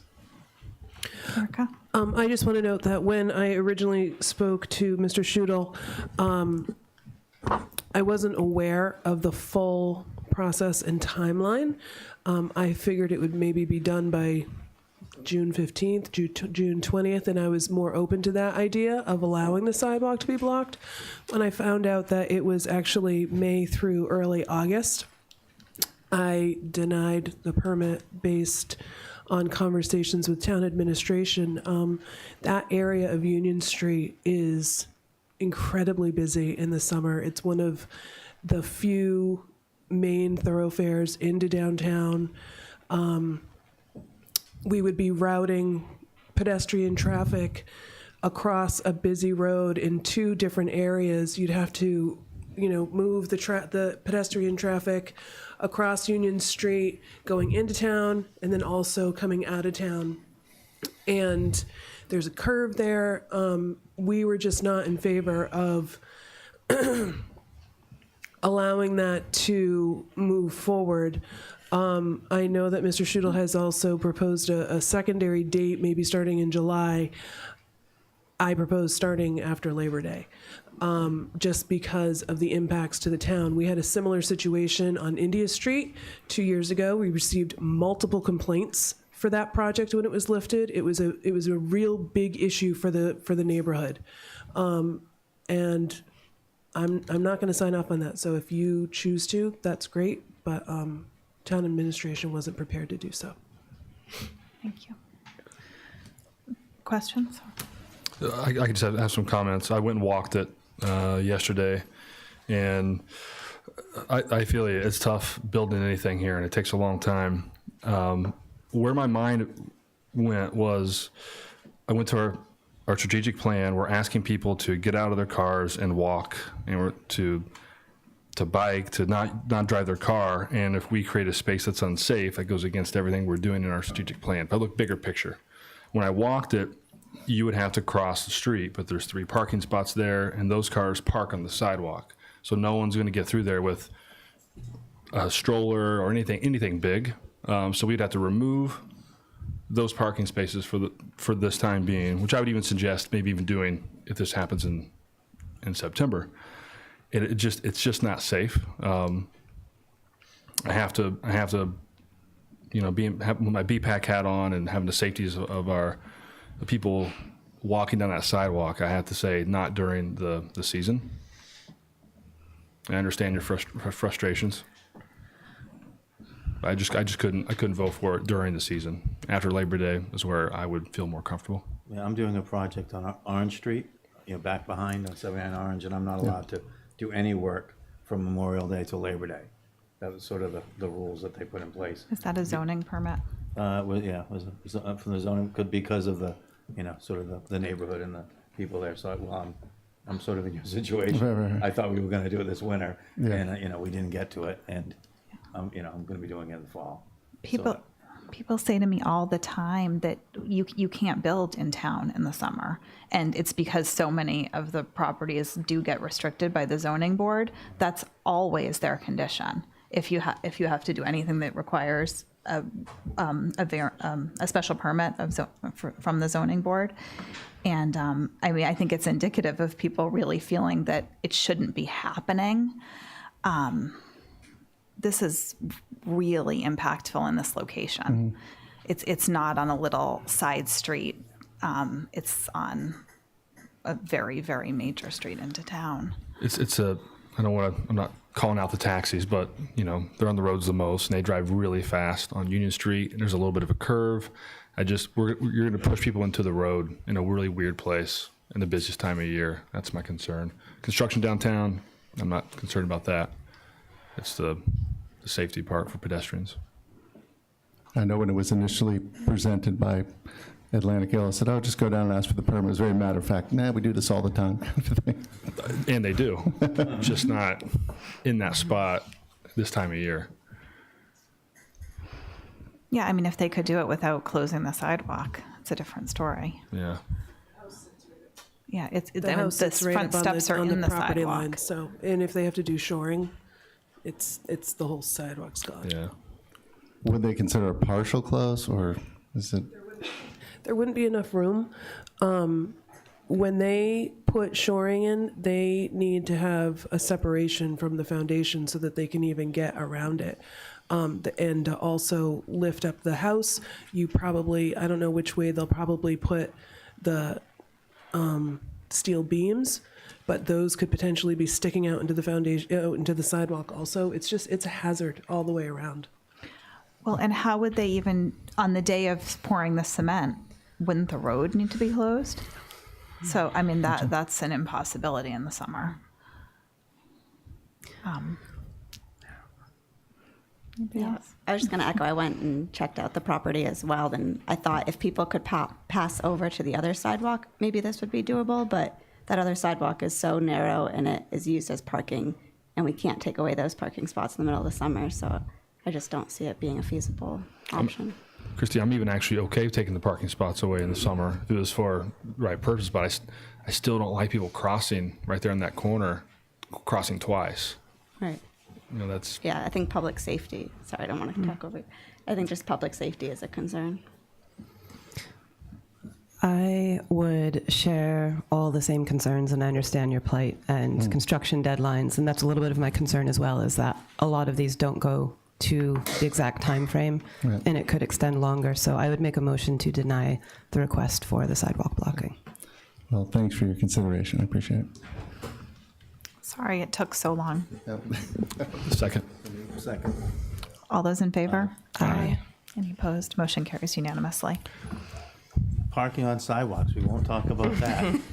So something to think about for the future, if this does happen September, then maybe taking away those spaces across the street so people are safer, so they can walk over there in the off season while the construction's happening. I don't think that comes to us, but just a suggestion. Well, Would that be a traffic safety? Well, it would be end up being a recommendation to you if we're taking parking spaces away, even temporarily. Okay. Just a thought. Okay. Next, we have 3 hearings. I did just want to bring up to the board that I'm a little bit concerned for number 3, item number 4, that it's, I understand that the owner of the dog is not present and cannot be present. And I personally don't feel good about talking about that particular one without her present. But I mean, I understand that there are other concerned parties who can't be here next week, but if there's a time that everyone could be here, I would feel better about the situation. But I don't know what date the owner could be here. I'm Charles Fisher from Westmont Comet, and I'm the other party, the victim in this case. This is really not, this doesn't even need to be a hearing. There's facts. The facts are documented by the police department. There's repeated offenses, and we're not asking for euthanization. The board probably should, but we're not. We're asking for suitable confinement for the dog at her home, which she, to my knowledge, is going to agree to. I'm not sure, but I am not willing to, I mean, we've been sitting, you could have said this in the beginning of the meeting. We've just sat here and listened for 2 hours. waiting for this hearing to be called. I don't think it's appropriate. I don't think it's right for you to decide now that you're not going to call it. I just wanted to raise it to the board because Right. I think that if we're going to talk about confinement strategies and so forth, that we need to have a verbal commitment I know from that the person that we're dealing with. Counsel here I know. tonight. And I was going to raise it before the meeting, but council Right. wasn't here yet. Well, I'm going to ask that you continue with it tonight. I'll leave it up to the rest of the board. Madam Chair, I'm fine talking about tonight. If there's counsel here representing, if there was nothing here, then maybe that would be problematic. Just give you my take. Madam Chair, members of the board. Are we officially taking these out of order now? No, I'm not. No, I know. I was just bringing it up before we went and before we had to wait another hour of discussion No, I before understand. talking about it. But, can Michael Wilson address that? Thank you. Respectfully, on behalf of Michaela Grayson, she is the owner of the dog that's the subject of the third hearing. She had requested, before she engaged my services, to either conduct this hearing last week or next week. After she engaged my services, I explained also that she has off-island work commitments, and she explained that to the parties and said, can we have it last week or next week? I put a letter in requesting next week. She will come to next week's meeting, if you can put it on the agenda, or whatever other meeting that she has enough notice. She teaches corporate type meetings in various locations. She's in Arizona now. I think she has a right, I know she has a right to be here, to participate, to be heard. It's some of the basic tenets of procedural due process, that if you're going to affect Ms. Grace's personal property, which is what this board has every right to do, and I'm not trying to downplay Mr. Fisher's complaint, she should be involved and she should be allowed to be heard. And I think it's a courtesy and a right that every one of you would expect to be extended to you. She's been very accommodating in working with, as best she can, the Fishers, who she acknowledges are victims of her dog, with the police department. But she feels as though if she can't be present to be heard and participate, it would really not be something that's fair.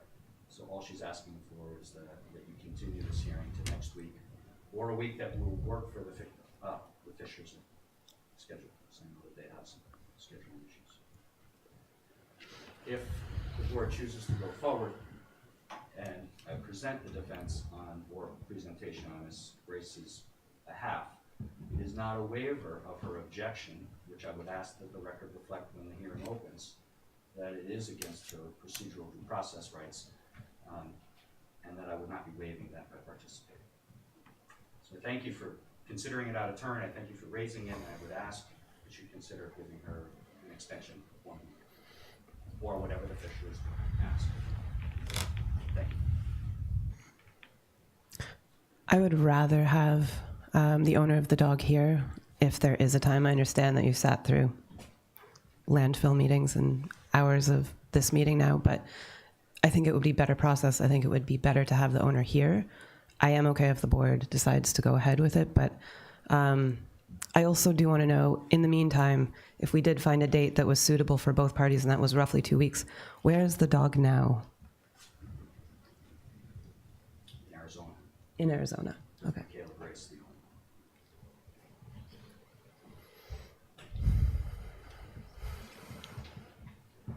Can we keep the dog in Arizona until the hearing?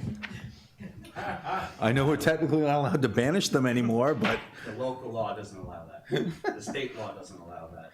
And she's only there teaching a class. So she's coming back in a couple of days. So no. so she'll be back in a couple days. She'll be back with her dog in a few days. Okay. Can we ask that the dog be confined until the hearing? Is it, if we're going to do something and wait for both parties, is that something that an action we as a board can take? If we're going to do it.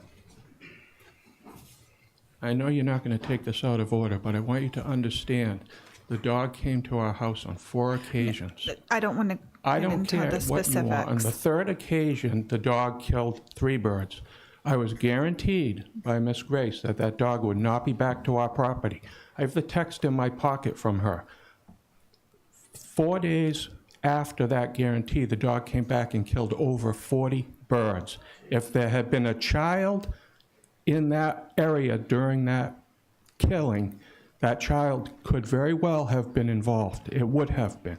So the board needs to take this seriously. This should not be pushed off. This should go We forward take this tonight. extremely seriously. That is why I raised it, because it's like it's having a trial without the defendant here. Well, the defendant could have been here. We've waited now. I was told originally it would be the Wednesday following the incident. Then it had to be posted for 2 weeks. After being posted for 2 weeks, it's been scheduled for tonight. We're here. Her attorney's here. I feel as though you should go forward. I will not be here next week. I don't think it's a good idea. I have to pick my daughter up from college, or I would. I don't think it's fair to the community. I don't think it's safe. And I think this board has a great responsibility. If they push it off and something terrible should happen, not someone's chickens, someone's child that gets in the way. And that's all I'm going to say. But there is a legal responsibility here. And I do not have any faith in her restraining her dog.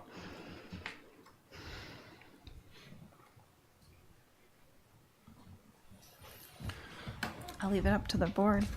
I've already said I'm okay with doing it tonight, but I would ask for anybody in the audience, Mr. Fisher, to please respect our chair.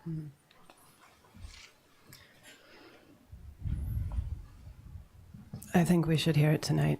The dog being in Arizona for another couple days, I don't know if we can request that the dog is confined until the next meeting, but that's my concern, is that if we don't know for sure that the dog is somewhere confined and won't be attacking again, then I think that we should hear it tonight. Okay. Do we have the ability, if we hear it tonight, to have the owner come to next week's meeting to commit to the provisions that we've laid out? That is my concern. I want a commitment from the owner to follow. Madam Chair, this is a hearing, so I prefer that everybody's here myself when we do these, but I've seen it before where you would listen to the parties that you have present today, continue the hearing to next week, and then the rest of the parties can come. And when they can make it, you hear them, and then you make your decision. So that's acceptable. Well, I mean, it's a public hearing. You do it, it's the same for any other public hearing that you continue, I would imagine. Adjudicatory hearing. Yeah, but it's, I'm not too worried personally about the dog getting out during this time. She has a fairly substantial retention facility at her house, and she's very well alert that the dog needs to be at her house or on a leash when it's not. Okay. I'd be comfortable if we could hear testimony tonight and continue it for when and to make a final decision when the owner is here. But does someone want to make a motion on this?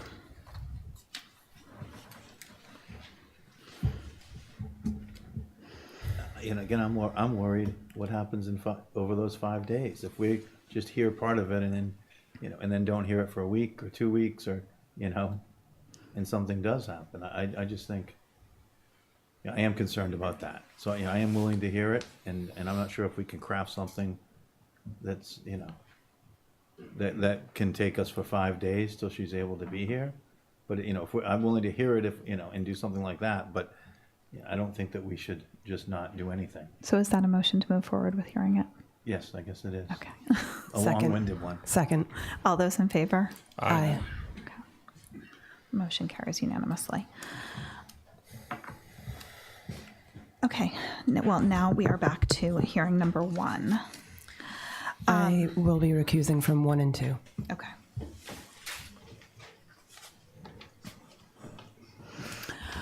Anyone who plans to give testimony tonight will have to stand and raise their right hand to be sworn in. So if you have any inclination that you plan to speak on this matter, please do so now.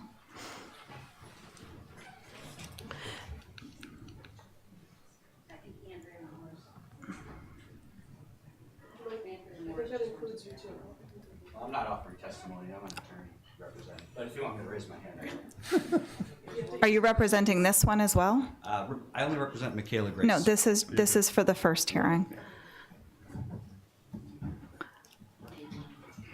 Okay, do you swear to tell the truth, the whole truth, and nothing but the truth? Thank you. We'll hear first from the chief. Okay. Madam Chairwoman, I would, to help this process through, one of the conflicts, I wasn't aware that these hearing 1 and 2 were listed as 2 separate hearings. Actually, the incidents that occurred, in many cases, we don't know which one of the 2 dogs it was, but we know it was one of the 2 dogs. So I would ask if it's possible we could combine the 2 hearings into one, and then all the testimony can be related to that. Is that okay with everyone? Yes. Is there anyone who wanted to speak on hearing 2 that did not stand to be sworn in? Okay, then we will combine them. Okay. These incidents came about, and the reason we're here tonight, I'm Bill Pittman, the police chief. Also, I'm the head of the animal control, technically, here in the island. And we have received numerous complaints at the PD about these 2 animals. Both of them are husky dogs, one male, one female, I believe, and where they've been involved in different incidents over a number of years that has culminated in an incident that resulted in an individual dog getting bit and the dog being banned from some public property. And we asked for a hearing. The hearing process, you basically make a decision as to whether the dog's a nuisance dog or a dangerous dog. The difference between the 2, a nuisance dog is a dog that barks, a dog that maybe lunges at somebody, and something like that, just general nuisance. A dangerous dog is a dog that actually kills livestock, kills other animals, bites people unprovoked. One of the decisions you have to make is to make sure that the animal, if it did bite or kill somebody, it wasn't doing so in defense of itself or its owner or its own young puppies. And in our opinion, from our investigation, neither of that occurred in this situation. So we're really looking at a dangerous dog situation here. I have the investigating officer here that did the summary investigation, so to speak, of these incidents, and that's Officer Suzanne Gale. She's the department's official animal control officer. But this situation with these dogs started back in 2016 when on October 20th of 2016, Officer Mastriano, who's not available tonight, responded out to 5 Bartlett Farm Road, where he investigated a complaint from a Miss Nicole DuPont regarding the dog that attacked her goats. Upon her arrival, she spoke with Miss DuPont next to the pen where the goats were kept. The pen, which was enclosed, surrounded by electric fence, has access to shelter for animals. DuPont explained that she had been having an issue with the dog from next door. DuPont stated that the dog, a husky mix, is owned by Frank Daly and frequents the area because Daly is in the next door neighbor. DuPont stated that the dog is often off its leash and coming onto the property. DuPont informed me that animal control has been called to the brewery previously to remove the dog. DuPont then explained the incident that occurred on Saturday, October 15th, and she had gone fishing when she received a call that informed her there was an issue with one of her goats. She stated that a woman witnessed Daly's dog get into the pen and attack one of the goats.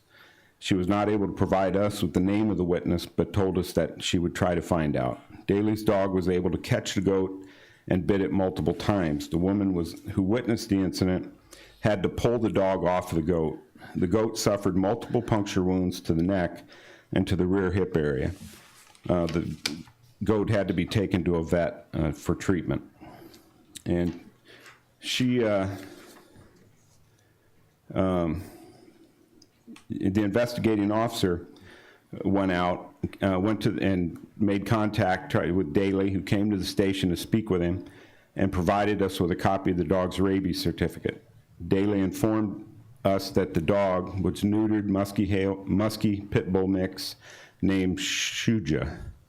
Had never acted like this before. Daly stated that prior to this incident, his dog has not bitten or been seriously bitten by another dog or animal. The dog is regularly cared for by the offshore animal hospital, is up to date in all the shots. We asked Daly about his history with his dogs being loose. He agreed that it's a fairly common occurrence. Looking at his in-house history, we had been responsible for more than 5 animal complaints for loose dogs to his property. And due to that fact, that as a result of this incident, he was issued a Nantucket bylaw violation ticket. We advised him that the dog would need to be quarantined for a period of 10 days and explained the requirements. He also informed us that the dog has a vet appointment in the near future and advised us that he'd explain the situation and verify that his dog is healthy. We then warned Daly about the possible repercussions of other incidents like this occurring, and he told me that it would not happen again. He also mentioned that he originally offered to pay the vet bill for the goat, so he gave DuPont's number to Daly, and with her permission to be able to speak to her directly. I have this police report, which is marked as NPD Exhibit 1, that we'll put into the record. The next incident occurred on March 30th, 2017. That incident occurred at 10 Deer Run Road. This incident was investigated by Officer Brian Jackson, who's no longer employed by the department. On Thursday, March 30th, at approximately 12:07 a.m., Officer Jackson responded to 10 Deer Run Road for the report of 2 loose dogs running around in the reporting party's yard. Upon arrival, he was met by the owner of the property, Barry Byrne, and the owner of the 2 dogs, Mr. Frank Daly. Byrne stated that he was awoken by the noise of barking dogs. When he looked outside, he observed 2 dogs running around his yard. Byrne, who owns 2 goats, became concerned for their safety and went outside to check on them. When he did, he observed both of the dogs biting one of his goats that was contained in the fenced-off area. Byrne went into the fenced-off area and kicked both dogs in order to get them to stop attacking his goat. It appeared that both dogs were able to get into the fenced area by crawling under a small opening along the fence. Byrne then called the number on the dog's tags, which came back to Daly, and had him come retrieve his dogs. We observed Byrne's 7-year-old female goat to be bleeding from the udder area, and at Byrne's request, we contacted the on-call veterinarian from the offshore animal hospital in order to examine the goat. Both of Daly's dogs were in the back of his pickup truck when the officer arrived. The 2 dogs are both husky mix, and one was a male while the other is a female. The names of the dogs are Zero and Situja, I think. I observed a good amount of what appeared to be blood around the nose and mouth of Situja. According to Byrne, the goat owner, he has had previous issues with Daly's dogs running around loose in his yard. Byrne stated that he's always just called Daly to come pick up the dogs instead of calling the police. We advise him to call us in the future. I have Officer Susie Gale, who, acting as animal control officer, was made aware of this incident.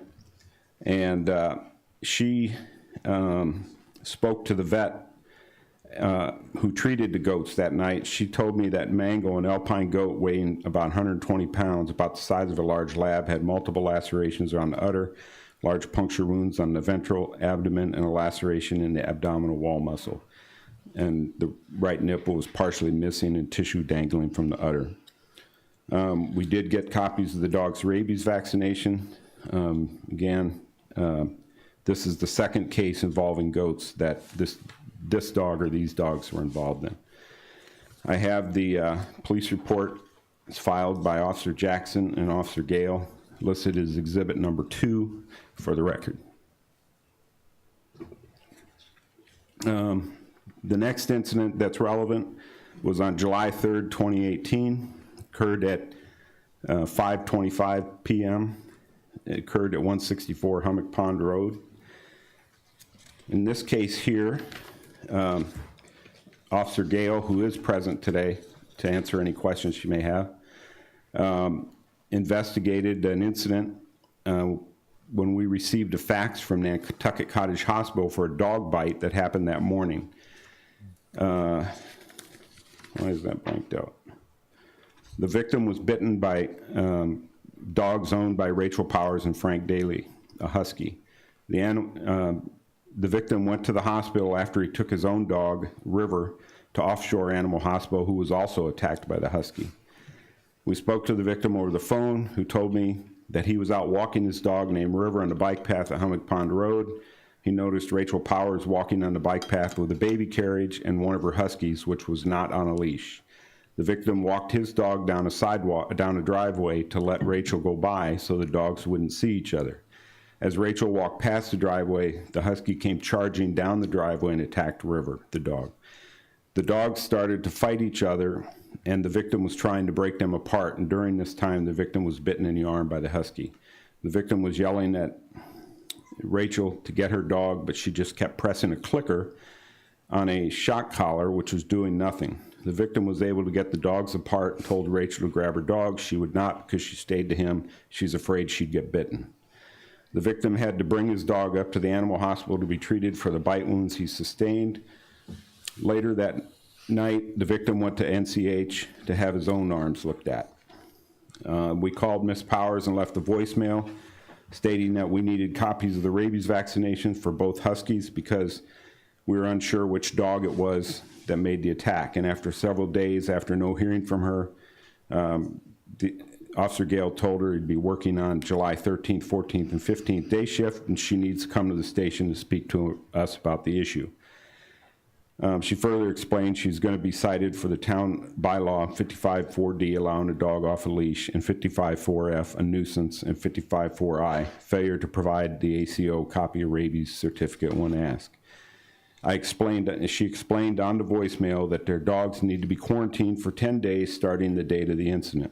She explained the dogs need to be on a leash at all times. Rachel Powers' dogs have a history of attacking livestock and other dogs, and now the dog has bit a person. After waiting over 5 days for rabies certificates from Rachel, which she didn't get, the officer went to the animal hospital and got copies of the rabies certificates of both huskies and found that both are up to date on rabies. Rachel's citations were dropped off at her house at 160 Hummock Pond Road. Have marked this police report as exhibit number 3. The next incident involving these dogs occurred on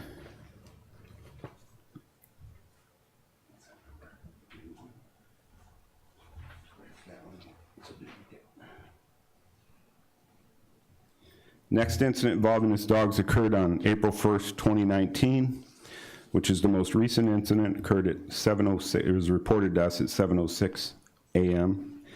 Occurred at 11 Crooked Lane, Nantucket. Or the report was to 11 Crooked Lane. On this incident here, Officer Gale was dispatched to the Offshore Animal Hospital to take a report of a person was attacked by a dog.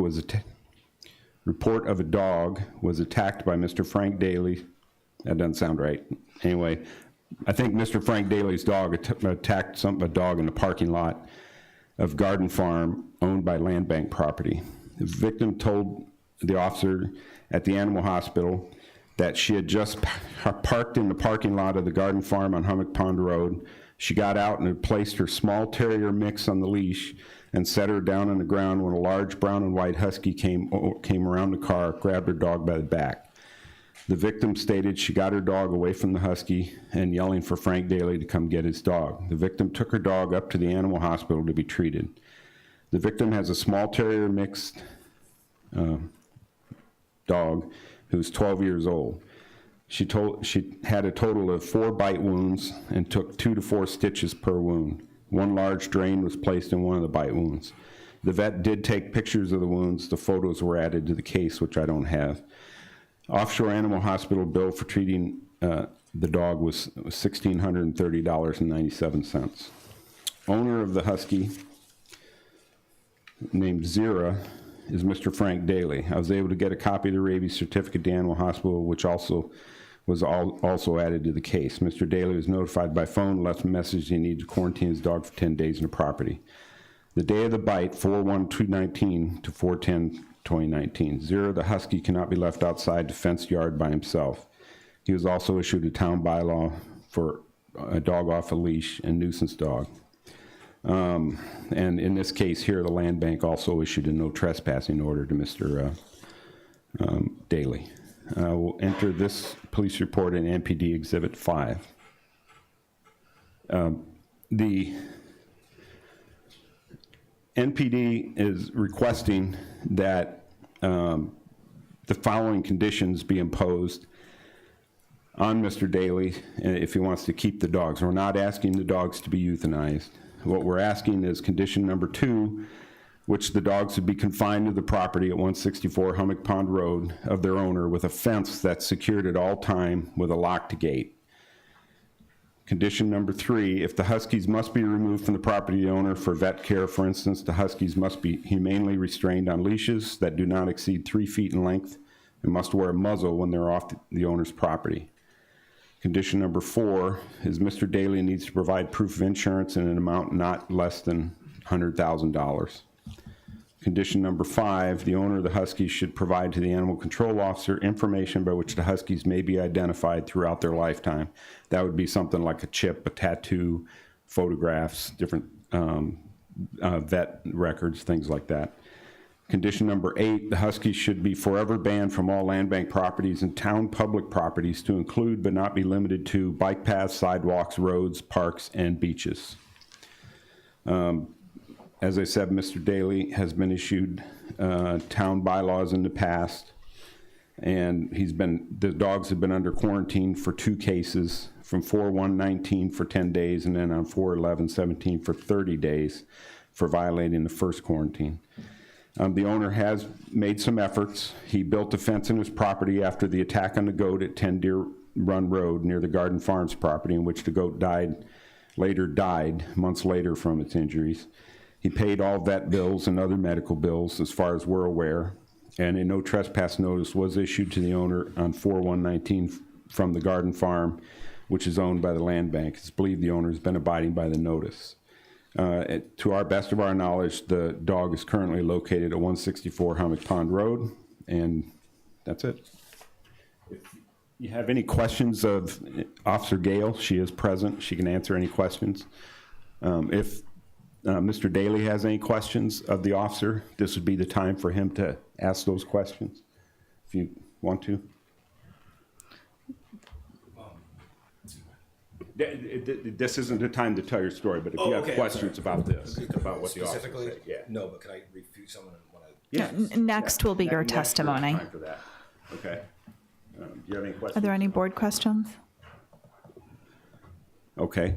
Are there any of the victims that were bitten or whose dogs would you like to testify? Explain.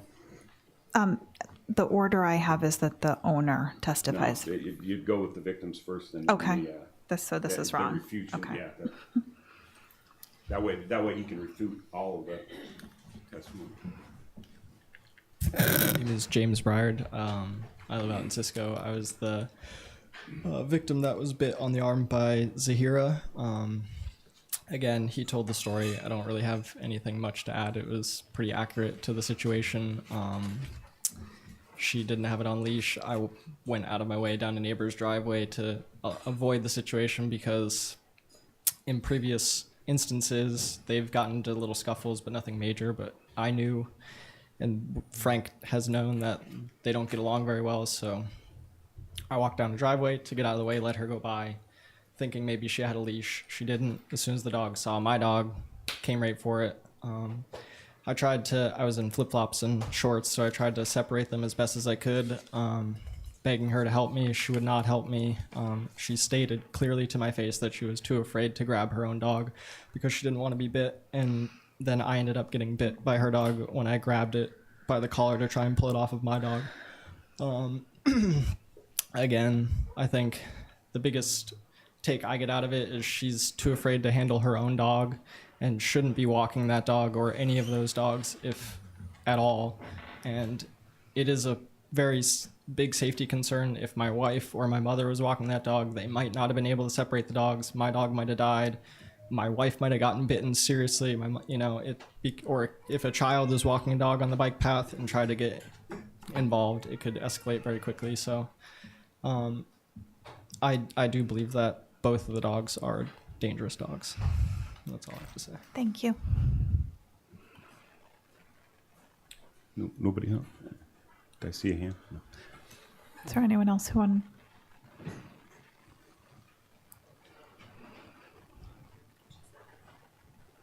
Anita Stefanski. I had 2 dogs actually attacked by Frank's dogs. The most recent one was my Yorkie, that was the April 1st or 10th situation. That was really bad. But then I also had a lab a few years ago who was just recently out of cancer surgery and getting out of the car.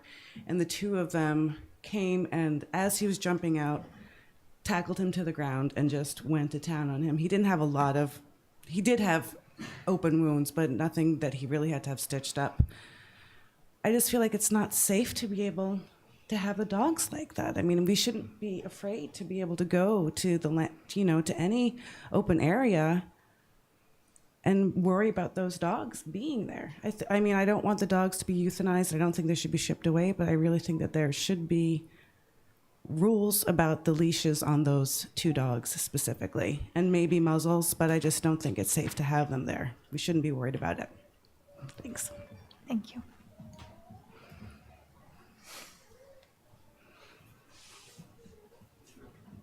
Hi, Elisa Allen. I was at the Gardner property on Hummock Pond Road with my 2 elderly dogs 2 years ago, actually, and I'm surprised it didn't make it into a report.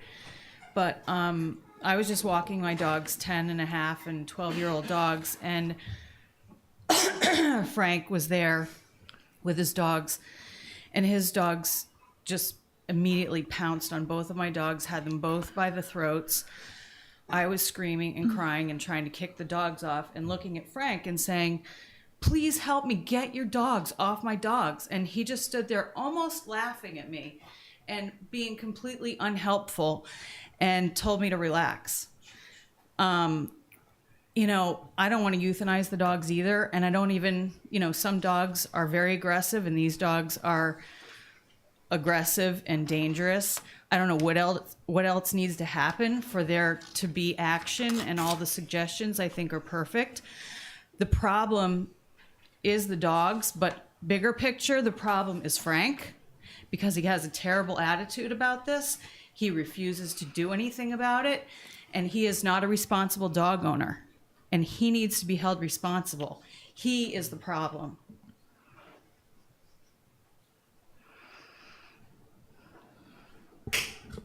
Okay. All right, let's not do that. If nobody else, then Mr. Daly. Are you a victim? Yes. Okay. My name is Barry Byrne. I own the goats at 10 Deer Run Road, which is out in the Hummock Pond area as well. I do have to correct the police report a bit. The way this occurred on March 30th, 2017, 2 years ago, I was coming home from work late at night about 11:30, and as I came around the corner towards my house, I saw eyes down the road, which I didn't think were deer eyes. I thought they were dog eyes. As I approached, sure enough, there were 2 dogs out there, and I thought they looked familiar. Frank was working on a project across the street from my residence, and I suspected they were his dogs. So I approached the dogs, very friendly. I looked at the collar. There was a nameplate which I recognized. It had the dog's name, which I don't know how to say, Satuja or something, and 2 phone numbers on it. I knew that I had called that number before repeatedly. The first time, the one dog had wandered into my yard when I was out with my son, and friendly dog. I had heard Frank's name before and of his dogs. I called the number. It turned out to be Frank. He came up, picked up the dog, brought it home. The next time, my son and I were at Steps Beach several months later, and dog comes wandering up, follows us up the steps to the car, look at the collar, call the number. It's Frank again. The first time he stated he didn't know why the dog was over in my yard because he had been over on the far side of the land bank property. This time he didn't know what the dog was doing out on the beach because he was over on Cliff Road somewhere. Let's see, just a few days before this incident at night, my wife was in the backyard. His dogs came over, I'm certain from the job site across the street, and she yelled, you know, get your dogs out of here, call your dogs, which he called the dogs left. There was no sorry or explanation or anything like that. Either 1 or 2 days before, again, this nighttime incident, my son looked out the back and saw the dogs out back. He went out there. The dogs had gotten into the goat paddock and were running around with the goats. He thought they were playing, so he went into the paddock. He's always been comfortable around dogs, so he called the dog, looked at the collar, called the number. It was Frank, and he assured me that it was Frank who had come for the dogs. So that's 4 incidents right there. The 5th was the night of the 30th when I came home at 11:30 at night. The dogs are in the street. I called Frank, got a voicemail, left a message, you know, to the effect that your dogs are up at my property. I'm going to try and keep them safe for the night. I don't want them getting in trouble. I don't want them getting picked up by the police or anything. So I'm going to try and put them in my dog kennel or my shed or somewhere. With that, I put them in the kennel. The dogs started barking. I had to let them out.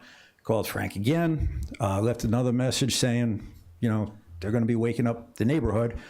Please call me back as soon as you can. Eventually, after a third call,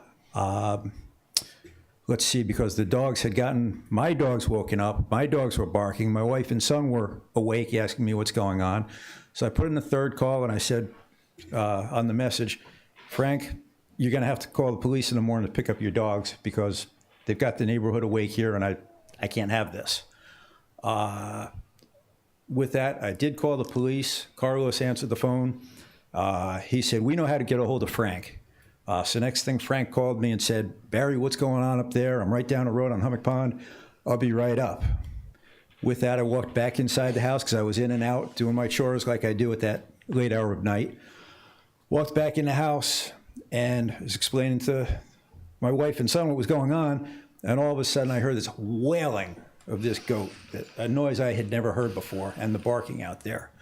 I was still fully dressed, still had my hat on, a headlamp, my coat, boots. I ran out. The dogs were in the goat paddock. They had the female goat spread out on the ground.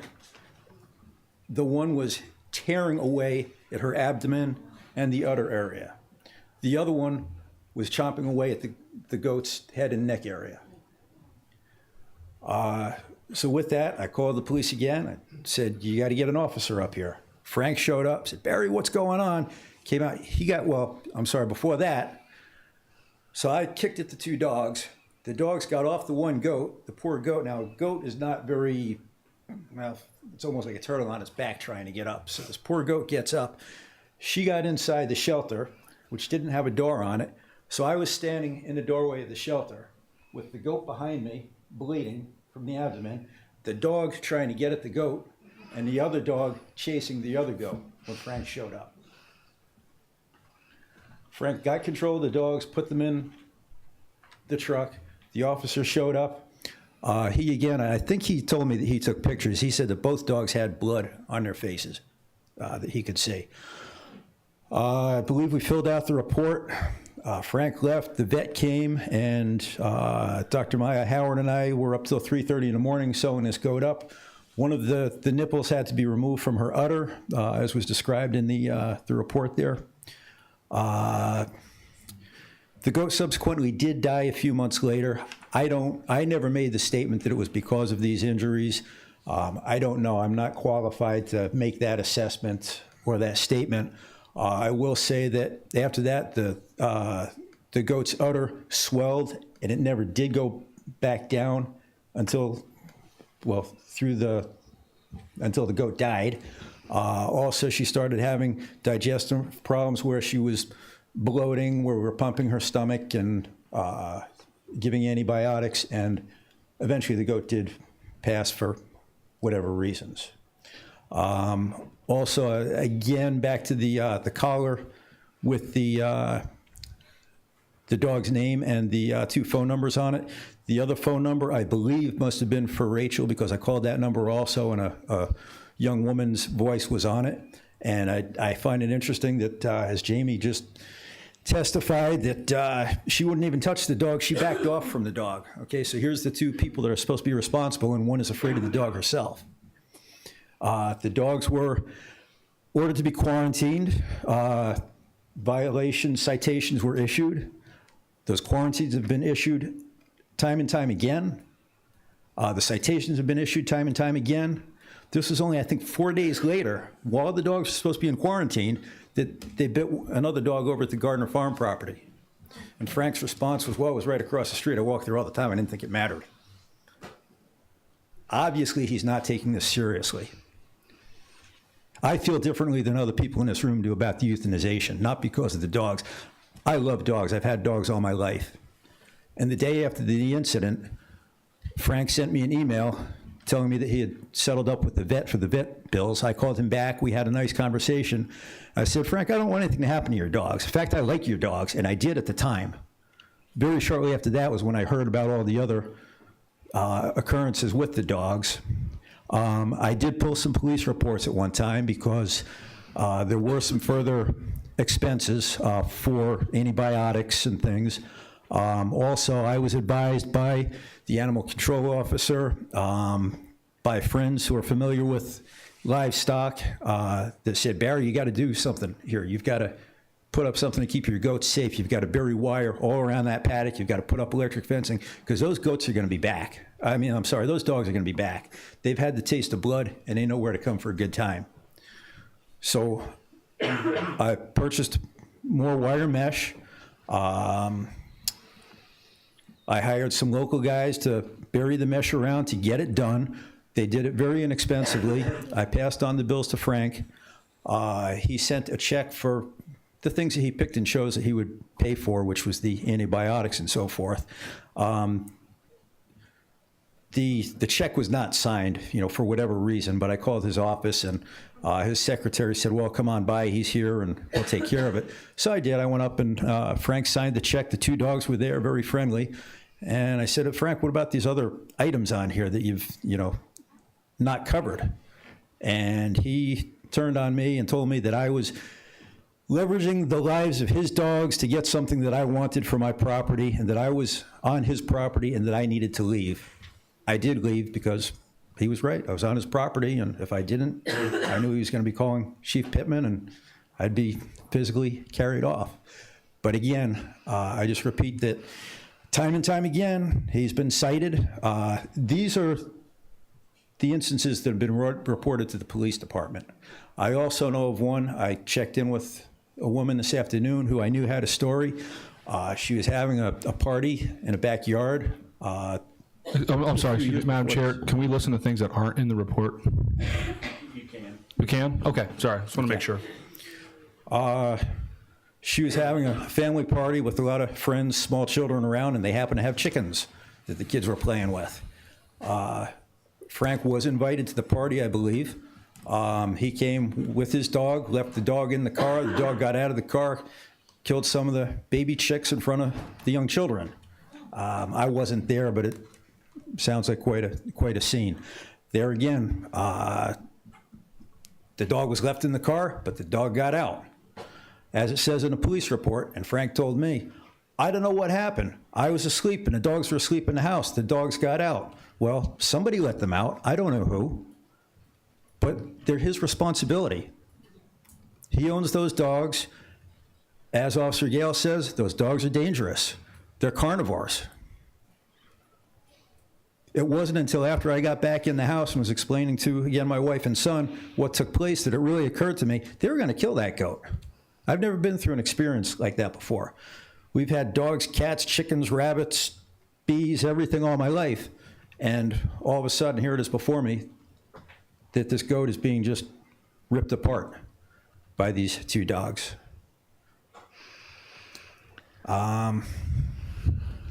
Again, you know where I stand on the whole issue. Time and time again, he's been cited, been warned, and the offenses just keep on happening. Also, before the incidents of the goats, there was a history of the dogs running loose, being picked up, and always being returned to the owner. When this happened, again, 2 years ago, I was told at that time that the land bank was considering banning Frank and his dogs from the land bank properties. It's 2 years later, and they're finally getting around to it, or somebody's finally getting around to it. I realize the board is all different too, but this has been going on. And I have, from the reports I pulled from the police, incidents back as far as 2014. I also met a dog that belonged to Frank, not one of these two, but a prior dog. A woman was helping me in my office, brought the dog in because she was looking after the dog, and the dog had a broken tail or a limp or bad hip or something wrong in the rear quarters. And it was explained to me that a hunter had shot the dog. And I always questioned, was the dog in the hunter's hen house by any chance when he shot her? It just seems that the track record that goes on, that was a good possibility. And I think that's what I have for the moment. Thank you for your time. I'm just going to hold for a minute until Jason comes back, because I don't want him to miss any part of this hearing process. May I? I want to hold everything for a minute because I don't want him to miss anything, because when he comes back, yes. And then we'll hear from the land bank, and then we'll hear from the owner.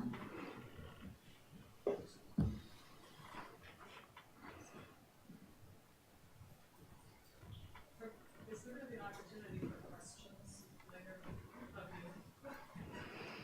Questions of us from the public? No. Not related to this hearing? No. My question is, will there be an opportunity for people who are not victims to ask questions of the select board in regards to this issue?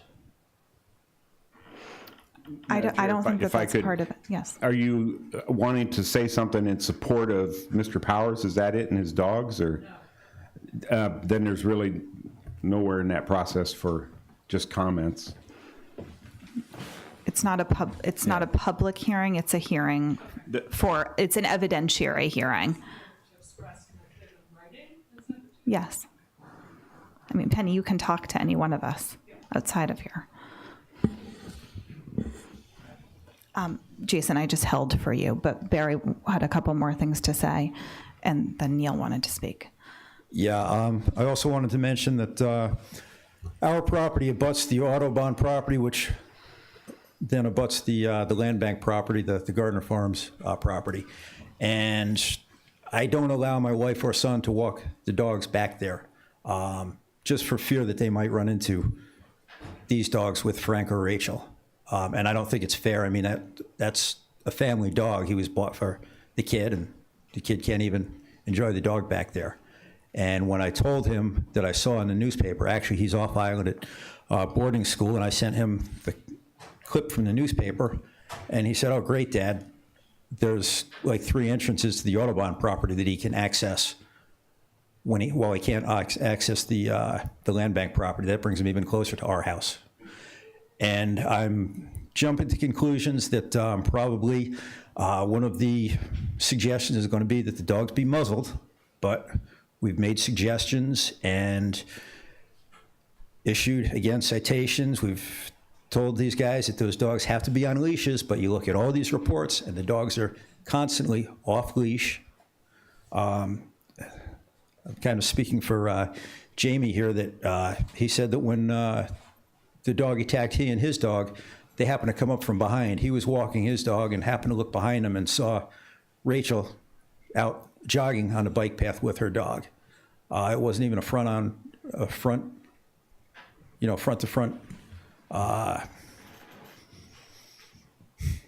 what do I want to say? Meeting, front to front meeting that they came up behind, and he happened to see, tried to get away, and still wound up getting his dog attacked and getting bitten himself. And again, Rachel saying, "I'm not going to touch the dog, I'm afraid of it." So I don't think muzzles are the answer, or citations or leash laws or quarantines or anything else, because he doesn't care. Thank you.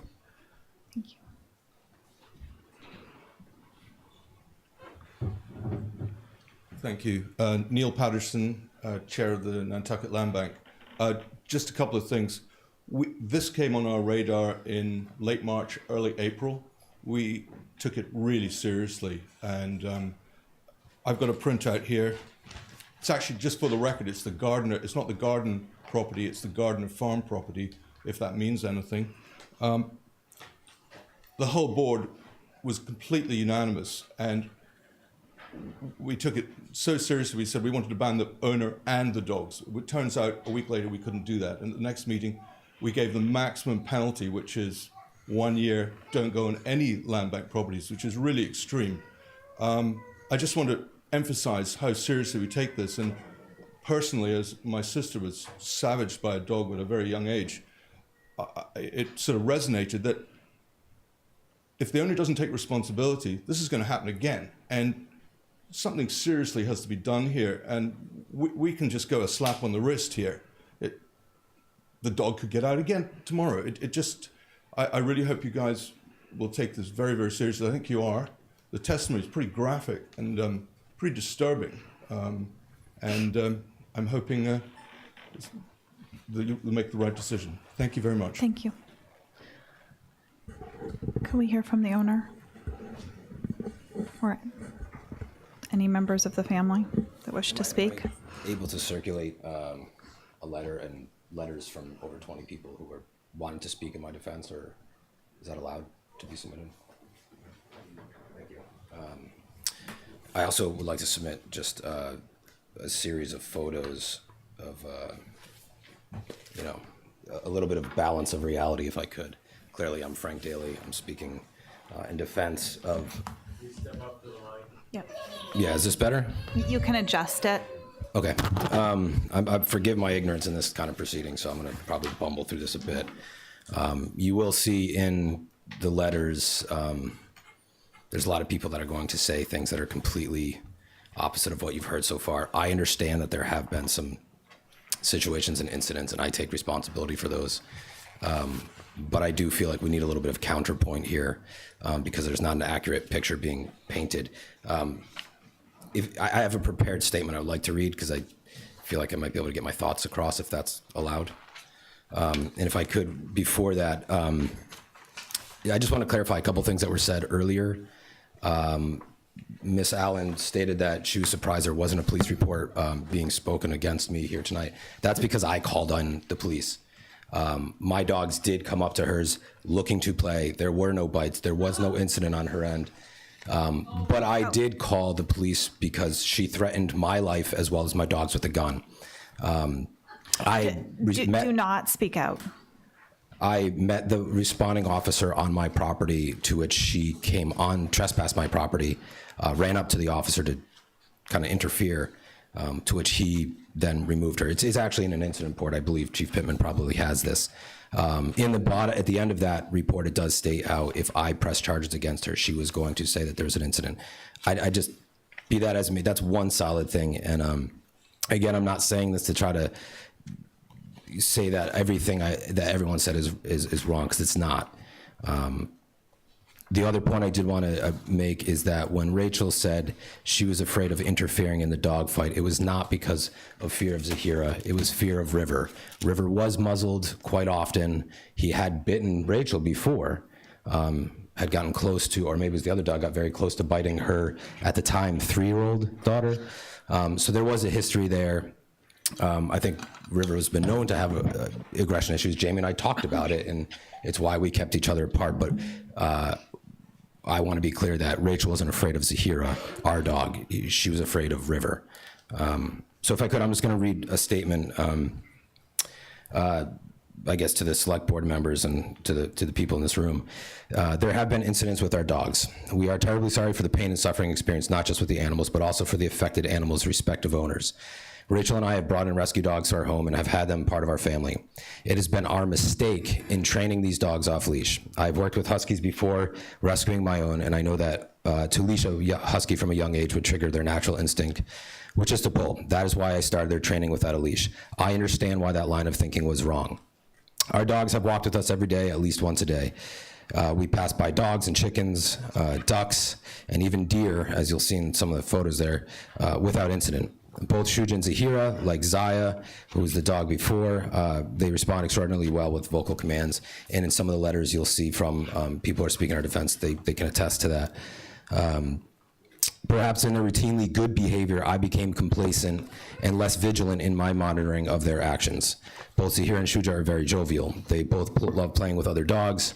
In fact, I've gained a number of acquaintances and indeed a close friend from having my dogs play with theirs others. I met them through walking dogs.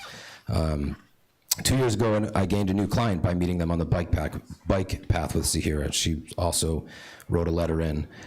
Yes, dog play at times can be viewed as rough. There have been times when that kind of playful wrestling is not wanted or reciprocated by their dogs. I've seen both Shuja and Zahira receive a warning by another dog that did not want to play them. Shuja and Zahira typically understand the need to just de-escalate, or with the aid of vocal commands and cues by Rich and myself, they back down. There have been times where this has not been the case. Regardless of who the instigator was or how an individual situation played out, we understand that most, but not all of these situations would not have occurred if we simply kept them leashed. I do need to point out that there have been situations, especially this most recent one, where my dog was on leash. There were 2 witnesses that can attest to this. There was no investigation to anyone asking about this, but there were 2 people on this latest incident. And again, my dog did it. There's no doubt about it, but my dog was within 6 feet of my knees. I mean, it was on a leash. And again, there's 2 people that can verify this. When I first moved in with Rachel, there was a time that we did not have a fence. In that short time, our dogs did wander, and because of their docile nature, we did not take the potential seriousness of what could happen until something did happen. There was a goat injured that belonged to the brewery. We felt horrible about this and tried to make everything right, including installing a fence. We stayed in contact with the goat's owner and helped however we could. Contrary to the initial report in the Inquirer Mirror dated 4/18 of this year, which was later corrected in the subsequent week's newspaper article, the goat did not die from the incident with our dog. The police report, I think, is still inaccurate on that. Our dogs are an integral part of our family. Our children have always had a dog by their side since their births. Indeed, our dogs were the first to greet our children when they came home from the hospital. You'll see plenty of photos of that. Their sniffing and licking of our newborns, the moment we walked in the door, forged a bond for life. Our children share meals with their dogs, their nap times, and literally lean on them as trusted companions. Our children can remove food from the dogs' mouths, and I know that the audience can't see this, but in the photos you will see my daughter, before she could stand, is literally pushing the dogs out of the way and taking food out of their mouth, or conversely taking it out of the bowl and feeding it to them. Our youngest was pushing the dogs, well, as I just said that. These dogs are not a danger to children. Beyond the consistent interaction our dogs have with our 4 daughters, with our 5th child on the way, our home is a collection point for all of our children's friends. There's constant activity of children of all ages around our dogs. Our dogs are well traveled. Beyond our daily walks or runs, we skateboard and run and bike with our dogs and our children. Our dogs come to my office where they encounter numerous people throughout the day. There are other dogs in the office who they play with for seemingly endless hours. Subcontractors, employees, vendors, and clients also bring their dogs by. Our dogs are on multiple job sites with new faces and new dogs every day. Zahira and Shuja are known to my clients. People of immense power and wealth know them by name. They have photographed them and spent time engaging in site visits, construction meetings, and I've reached behind them into the bed of my pickup to pet them while I provide travel service to my clients coming to and from the island. Our dogs are in the car while we run errands. They see new and unfamiliar humans and dogs along the way. In fact, members of the select board have been in meetings with me where my dogs have been present. They have witnessed the good nature of these dogs firsthand. Even when a certain ball-obsessed companion of one of the select board members has become possessive with the ball, never has Zahira or Shuja retaliated. It has been widely reported in the paper and discussed around the proverbial water cooler that there have been 10 incidents involving our dogs. While I understand how one incident is one too many, we do need to clarify that there are not 10 incidents. Included in this list from the police department and what the land bank references is an incident where a person named Churchill had one of her 4 dogs attack Mr. and Mrs. Watt's dogs. How and why this has been attributed to Rachel and I is curious. The rumor of the dog, who I guess is the next hearing, has been attributed to us as well, and obviously worrisome, particularly when it's demonstrably false and that dog has a history of its own. A second and third dubious report is when I called into our dogs had left our property. we were told if our dogs are ever out of our sight, I think every dog owner is told this, we are to call in the police, which we did, thinking that was the best thing. And I still think it is, but it's being used as a quote incident against us. But in all those times that the dogs were away from us, as much as of a pester that may be, or maybe that is pointing to an underlying problem where I was becoming a little too lax in my monitoring of the dogs. In my mind, I was thinking, well, look, if they're coming back to us every time and there's no incident, then there must be something good. Of course, in the times that something not good happened, I was proven wrong, and people suffered because of it, and I do take full responsibility for that. I'm not going to go through all the rest of the incidents because they weren't really brought up. I do want to let it be known that the night with Barry's goats, which was indeed horrific. We were asleep in our house. We had an ongoing problem with a tenant. I don't need to bore you all with the details. The Inquirer Mirror wrote a long article about it. It's dated August 10th, 2017. It was a mentally disturbed man who was a tenant, came into our house, came into Rachel's sister's house. He eventually was arrested, taken off the island, had treatment. But that night, the reason why the dogs were out of the house, as horrible as it was because this person came into our house and let our dogs out, which is, it's still horrible that this occurred. I'm an animal lover of all types. So this really bothered us, Barry, and I really hope you do know that. We did take, for the following year of that incident, I was across the street from Mr. Byrne, building a house, staying vigilant on the dogs, making sure, and they never did go over there. We have changed our protocol. We have our dogs on leash at all times. We have a fence around the property. Rachel and I both take this situation seriously. We're not looking for relief from the land bank. We are not attempting to say we have done no wrong. We just wanted to set this straight, that the dogs are not a nuisance. They're not a danger to humans.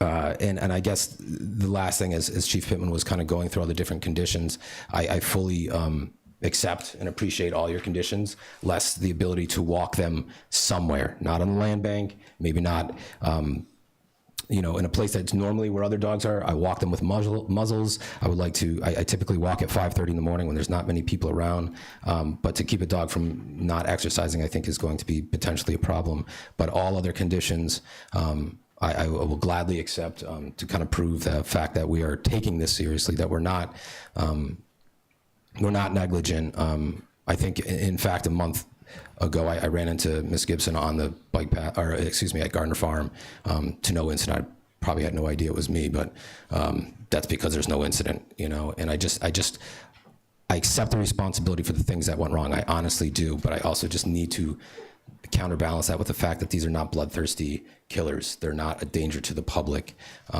They have done things. I feel horrible about it. I will put muzzles on them because, unfortunately, they have been bitten by other dogs, and because they're huskies, and if anyone's familiar with the breed, they have thick coats. They have a lot of fat around their neck. They don't get many marks, but they are big, and a 1 second act of aggression by them is substantial, and I appreciate that, and willing to do whatever is needed to ensure that nothing ever happens again.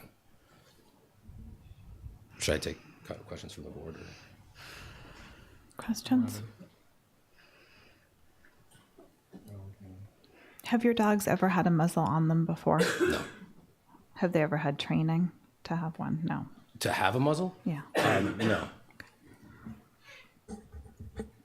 That was my only question. Okay. No.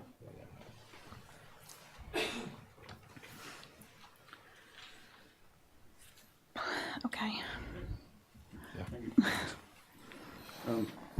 Madam Chair, at this point, if there's no more testimony, then you would have two decisions to make tonight. One is whether the dog is a nuisance dog or a dangerous dog. As I said earlier, there's the difference between a barking dog and a biting dog is basically a nuisance and a dangerous dog. And the other decision then would be, if you determine the dog to be a dangerous dog, to determine what penalties to impose. And the statute pretty much tells you what your choices are on that. And the recommendations by the police department are based on those statutory conditions. Before we close testimony, is there anyone who has any involvement in any of the incidents that wasn't a victim or the owner that wants to speak?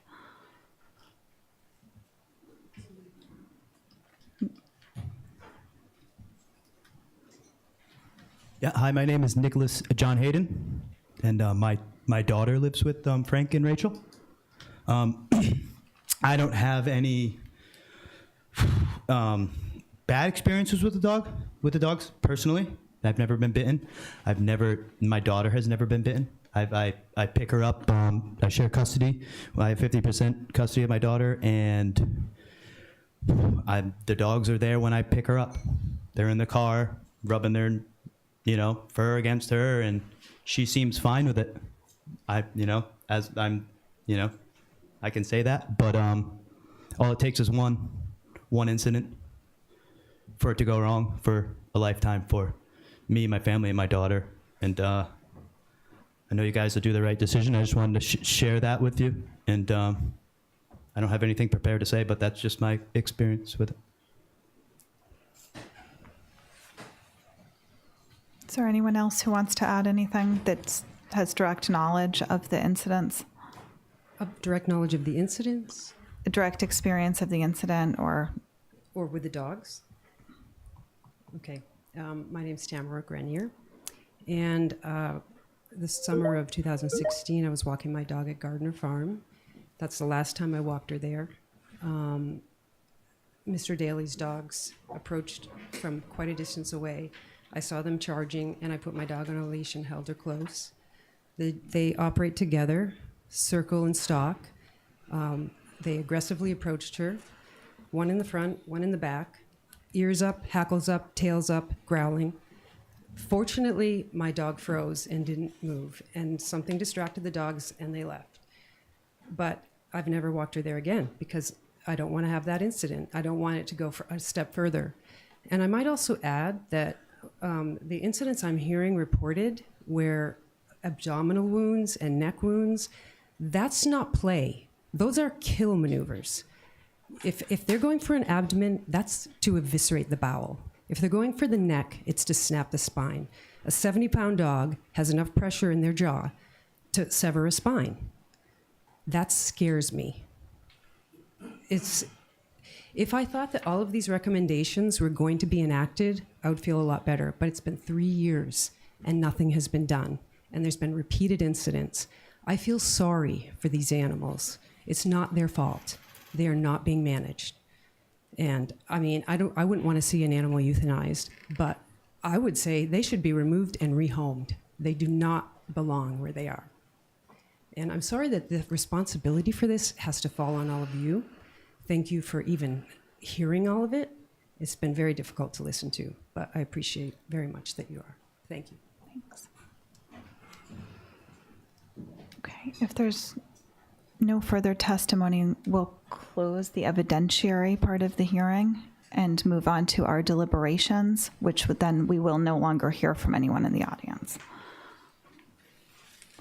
Is that, are we there? Yeah, I guess one question. I don't need it, it's all right. Are you sure? Yeah, I think so. Okay. The first is making a determination on whether or not the dogs are nuisance dogs or whether they are dangerous dogs. Make a motion that they are dangerous. I'll second that. All those in favor? Aye. Any opposed? The determination that the dogs are dangerous carries unanimously. And I mean, there are recommendations. We can discuss them. There are other things that are available to us. I can start off. I'm fine with all the conditions. I had just some questions. Condition 5, is that just more logistics? I'll ask that later to Chief. Condition 8, I don't think we can ban anything or anybody or any dog from land bank property. It's not ours. I'm not sure why it's in there. So condition 8 is the only thing that I want to talk about, banning from all bike paths, all sidewalks, all town property. Everything else I'm fine with.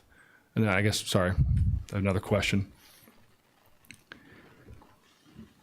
I'm not sure how this will be enforced, but if something isn't done, what are the penalties? What are the incentives for? And I'm not just thinking about Mr. Daly. This is probably going to come up again down the road. How do we make sure that it's done? And then if it's not, what do we do next? I want to think about bigger picture a little bit in the decisions that we make, because it's such a dog island, and I just want to be careful.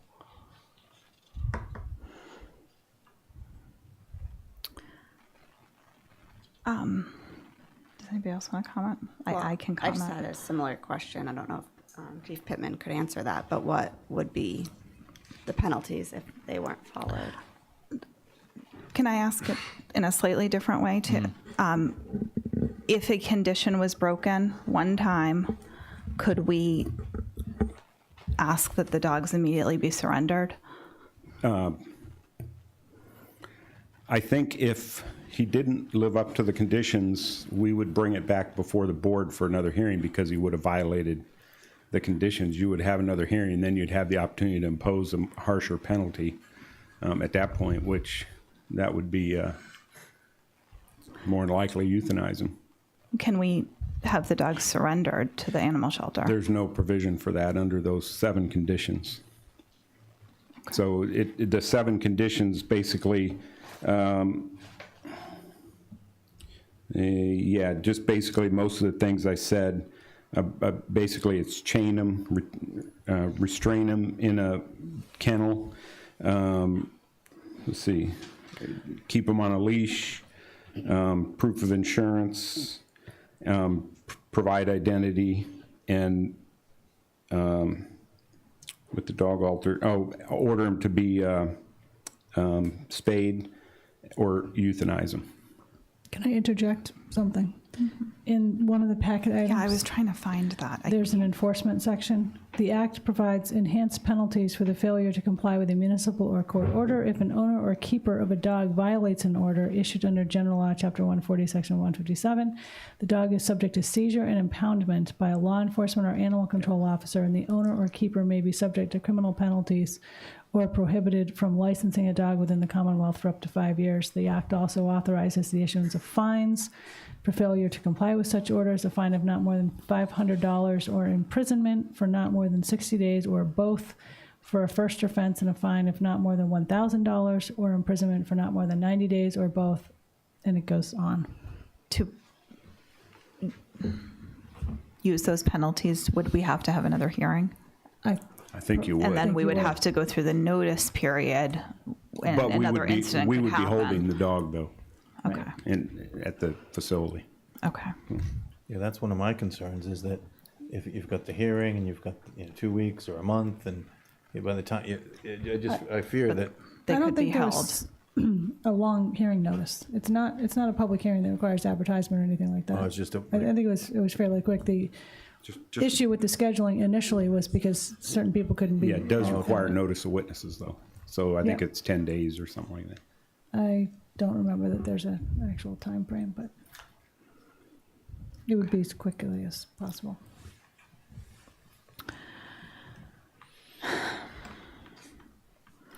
I did talk to, I have a lot of experience with dogs myself, but I did talk to someone who's a real expert about the muzzling. Completely viable, but the dogs really do have to be properly trained to wear a muzzle. It's not, you can't just stick a muzzle on a dog. You have to go through a process. I know Lori's raising her hand, but I can't hear from you now. She's agreeing that, she's agreeing. She does not agree. Oh, doesn't agree.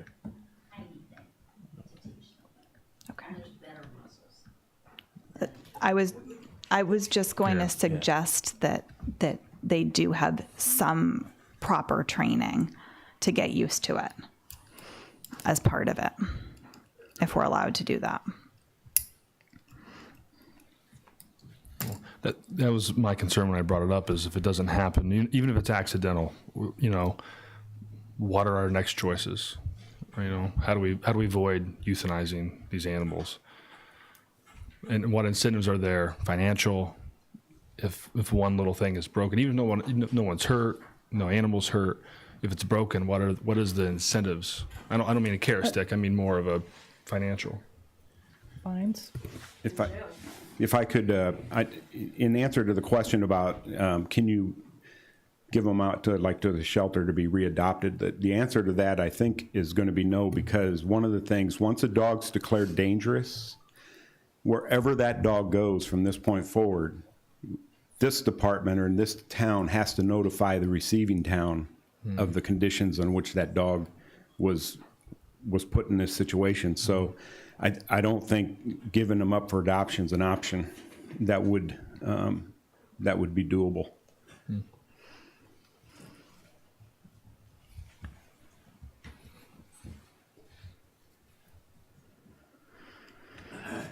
Are the dogs microchipped? Can I ask that question? They are. So that handles that one condition. The recommendations, in my mind, are the minimum. I mean, that's the minimum. If they come back, I don't see we have any other option, than to euthanize them. I don't see that there's any way that they could be, adopted or taken away or brought anywhere else. I mean, I think this is a serious situation that, that I hope doesn't reoccur. I mean, this is the minimum. I tend to think that we should do it now, but To do what now? I tend to think that I think this is the minimum we should do, is the recommendations that are here. I mean, people shouldn't be scared to, because we don't have, if we're saying not in the public, they can't go to, sort of Conservation Foundation, they'll just go to another area. I think they have to, and I don't know, and I understand Frank's concern about having some place to walk his dogs, but, I've had friends who've had their dogs, killed while the dog was on a leash. So, so it's sort of, if you have a dangerous dog, you have a dangerous dog, and you have to know how to handle, you have to handle it. So anyway, I don't know what I'm saying. I know what I'm saying is I think what we've offered is a minimum. I think that we should be talking about if they're allowed to be in the public, how does that play out, and where can they go, if at all? Are we saying these dogs are in there, and what life is it for these dogs if they've been running free and going on long walks every morning at 5:30, and now they're in the back, they're 70, 80-pound dogs sitting in the backyard all day. That's okay with, our Shih Tzus, but, these, Yeah, these guys are a different I'm deal. concerned with that too. Yeah. Dogs need exercise. These dogs need to work. They need to be out doing stuff. I mean, I feel it's bad. I feel bad all around. I don't know how significant the fenced-in area is at the property and how secure it is, because also when you have a number of people in the household and there are children, things can get left open quite easily. I'm not a fan of the euthanized suggestion, but, we keep saying, what if these aren't followed and we come back? What is that incident going to be? I think that's what makes me nervous, is what dog or animal or person could get attacked, and then that's on us for not enforcing a more stricter regulation. It seems that that's the only choice outside of this if it comes back. So, I mean, I'll make a motion to accept these 5 conditions. Any friendlies for discussion? I'll second that motion. And, yeah. I didn't see the muzzle. Yeah, I couldn't hear what Jason said. Couldn't hear me or couldn't hear Don? Me? I made a motion to accept all 5. Oh, sorry. I said, can we discuss? Yes. And I didn't see the muzzle. Can we tap that, see if it'll come on? Right here, must wear a muzzle when they are off their. I don't think her mic is on. I think that's what you're saying. Try the other one. Try tapping on it a little bit. This one's working. Try that one. I just wanted to confirm there was a muzzle condition.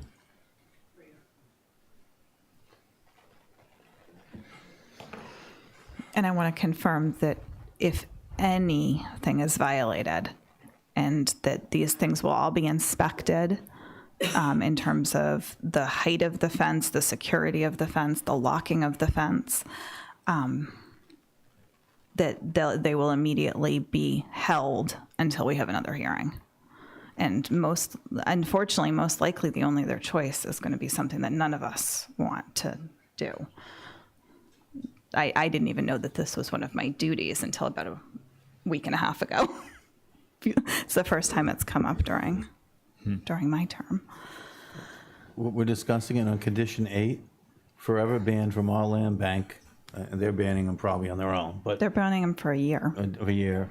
Town public properties, but I guess I want clarification. Does that mean they can, they have to be on a leash and they have to be muzzled if they're outside? Can he take them Conservation Foundation? They could probably take their own action. Right. They would have to do their own. Because that's sort of, anyway. Yeah. Public beaches are, well, some are public, some are private. I mean, No public property. It's essentially no public property.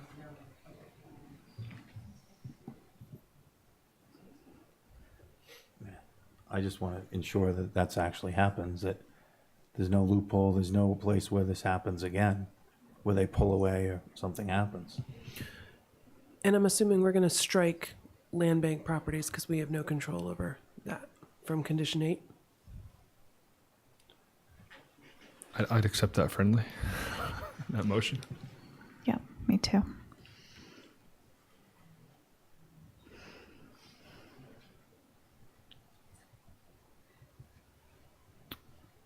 Is there any further discussion? Are you ready to vote? Yes.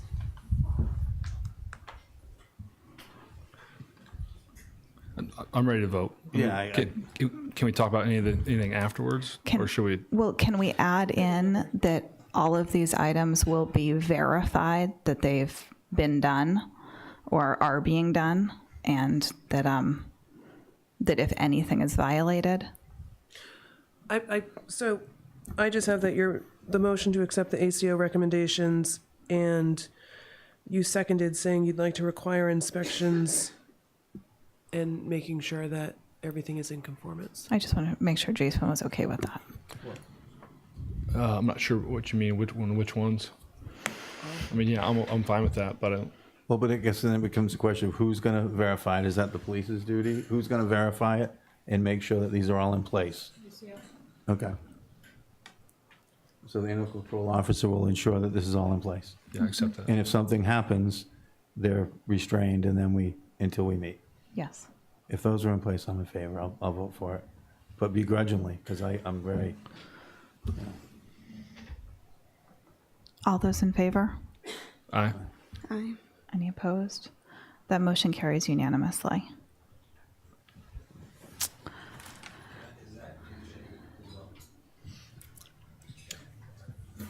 With the exception of the land bank, we're striking that language because it's separate. Hopefully there's room for them to be fenced in a large area on your property. Again, item 8, so does that include Audubon properties? No, that's private. You know, it doesn't preclude these other organizations from taking a similar action, but they would need to take it themselves. Well, it's kind of like sending to another town now. People can't hear you at Woodbury. Yeah. Yeah, it's just like sending them to another town. Can't go on a land bank property, can't go on public property, but there is the Audubon property, which happens to be right in my backyard. We don't have jurisdiction over You those should reach properties. out to the Audubon, Yes. and you should reach out to the Conservation Foundation then if you have concerns about those properties. and and this is the issue I'm worried about. Yeah. Is that, you don't want to muzzle them to then let them off there. I would think those properties would take an action, but it's up to them. Now, Chair, a solution would be to change condition 8, instead of listing all these places, just say the dogs are confined to his property, period. Because he can't get to any of these other properties without crossing this public property, and the only reason he should have these dogs off that property is if he's taking them to the vet for necessary vet care, or something like that. He shouldn't be out walking these dogs on public, anywhere in the public or where the public may be encountered. And I think it's unreasonable. Did he just leave, though? I think it's unreasonable to expect residents to go to each and every property owner in this island and seek a separate ban. That's not the intent of this. So I would just say that the husky should be confined to his property, period. Sorry, Madam Chair, why is that not in the recommendations and the conditions already?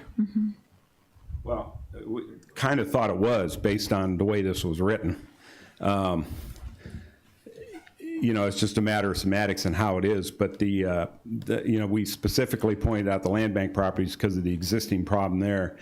And we pointed out all public properties, including bikes, sidewalks, roads, parks, et cetera. You know, we could have added everything else, I suppose, but after this discussion, thinking about it again, so well, maybe the better part's just say confined to the property. Can somebody get him before he leaves? There, okay. Yeah, good.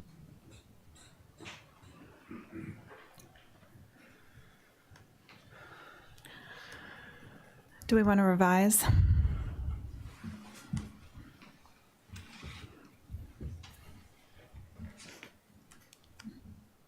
I do. Well, someone needs to make a motion to Yeah. reconsider and make the revision. Yeah, I make a motion reconsider with the wording that the chief has just offered. I'm going to repeat that back since Mr. Daly was out of the room. But they are going to change condition 8 to confine the dogs to your own private property with no exception except for vet visits.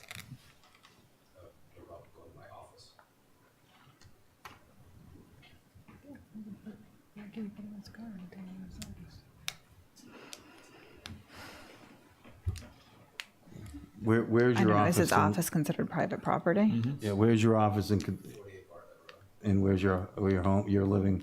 Comic Pond. Home Pond, so right. Again, public roads, sidewalks, public places, you're just increasing the opportunities for this dog or these dogs to escape from a premise. They need to be confined into an area.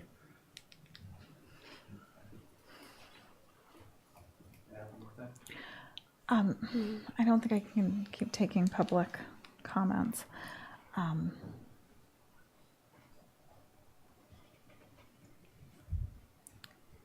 think if we're gonna open it up to going to the business, then the business needs to have a fence. So that, again, it's just opening up the opportunity. Yeah, I mean, I can see if you own multiple properties and you spend large portions of your time at certain properties that are not public, open to the public, that you might need to be allowed to do that. But Well, how about this? How about we allow it? they would at the only go office? by car. How about, well, how about we allow it if the animal control officers find that it's acceptable and that they're brought there, you know, that would be the only way. We really can't decide that. I mean, if you want to, if he wants to or install a dog run with a roof and buried sides at the office, maybe that'd be one thing, but we can't control. I mean, when they jump out of the truck, go into the building, it just happens somebody else was walking by with a dog at that time, what's going to happen? And, you know, there's just, these dogs have been too unpredictable for too long. I think they need to be confined to the property. When they go between properties, they'd have to be muzzled, though. I know, I can see all of the things that could happen, but I'm also just trying to reasonably put myself in the same shoes that if I go to my office and nobody else is there, and I mean, I don't know what his office is like, but I'm just picturing like we have an office that's basically in a house.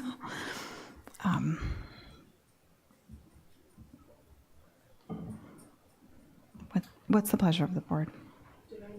I'll second the motion to reconsider to begin with. All those in favor? Aye. Aye. Any opposed? Opposed? Christie? To just reconsider or to vote on. No, to reconsider whether this would be to make a change. I oppose. Okay, then it stays the way it is. The original. Just to be clear, they can come to my office with To be clear, it's the original condition 8. To be clear, that means they can go on NCF, Connecticut Yeah, Trust, this is, That is the vote. yeah, but that's a mistake. Anyway. Well, That's, you know what, there was not a vote on the change in language because the motion to reconsider failed. So the original motion stands.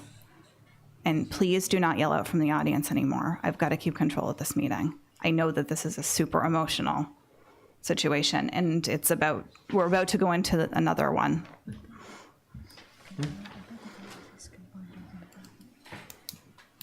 That's the final decision. We're going to move on to the next hearing.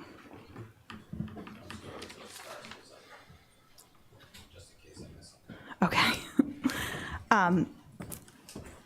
For hearing number 3, item number 4, anyone who wishes to speak must stand up and raise their right hand to be sworn in.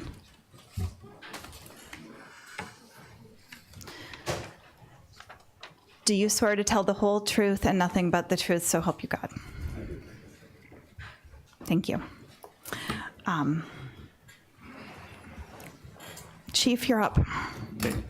Madam Chairman, the issue on this particular case, we have 2 reported incidents that we're going to go through, but there's somewhat of a question as to whether this animal would be considered a nuisance animal or a dangerous animal. There is a difference in that this animal has never, to our knowledge, bitten a person or human, and there's a debate as to whether fowl is actually considered domesticated or owned animals. Animal control officers under the impression from her training and experience that they're not, therefore only a nuisance dog situation would apply here. Other people have opined that because it killed in a contained area, fowl and turkeys and ducks and stuff, that they are farmed animals, which are the same as owned animals. So I don't know. You have to hear the testimony, make your decision on what you think. I think this is a significantly different case than the last one. To begin with, we have 2 incidents. The first one was investigated by Officer Jerry Mack, who's unable to be present tonight. That incident occurred on March 29th, 2019. It was reported at 8:50 a.m. It occurred out at 7 West Myacomet Road. There are several people involved. The Fisher family, it's their property. The dog was in the care and custody of an Elizabeth Bucino, who was acting as a caretaker for the dog for the owner, Michaela Grace, who was off the island attending to business. The dog was not being cared for, to our knowledge, from the owner's residence, which is out in Sysconset. On Friday, March 29th at 8:50 a.m., the officers dispatched to 7 West Myacomet Road for report of a dog that killed, it says, a chicken. When I arrived, I was met by Elizabeth Bucino, who told me that she was dog sitting for a friend, Michaela Grace, and that she took the dog, a Siberian Husky, to the beach in the ladies' beach area. Ms. Bucino told me that the dog was not on a leash while she let it run on the beach, and when she returned to her car with the dog, it ran away from her chasing deer. Ms. Bucino told me that the dog has a GPS tracking device on it, so she began to track its direction of travel from her phone. Ms. Bucino told me that she tracked the dog to 7 West Myacomet Road, where she observed it on her phone making tight circles somewhere on that property.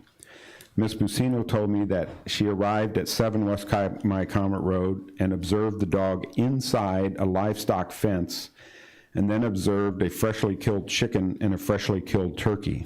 Ms. Bucino told me that she then retrieved the dog, secured it in her car, and began knocking on the door of the house with no answer.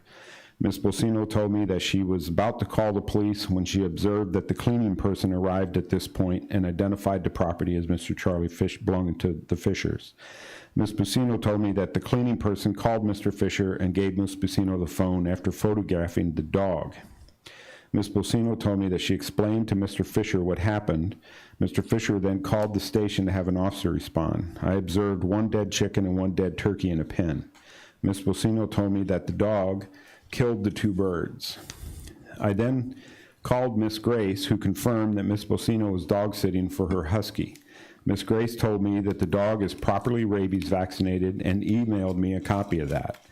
Miss Grace told me that she is off island, out of the country on business. Miss Grace told me the dog, named Kai Luna, is a federally certified service dog that provides assistance to children with autism, but did not dispute that her dog killed the poultry. I then called Mr. Fisher, who was also off island. He told me that a 3rd bird, a family pet duck of 14 years, had also been killed.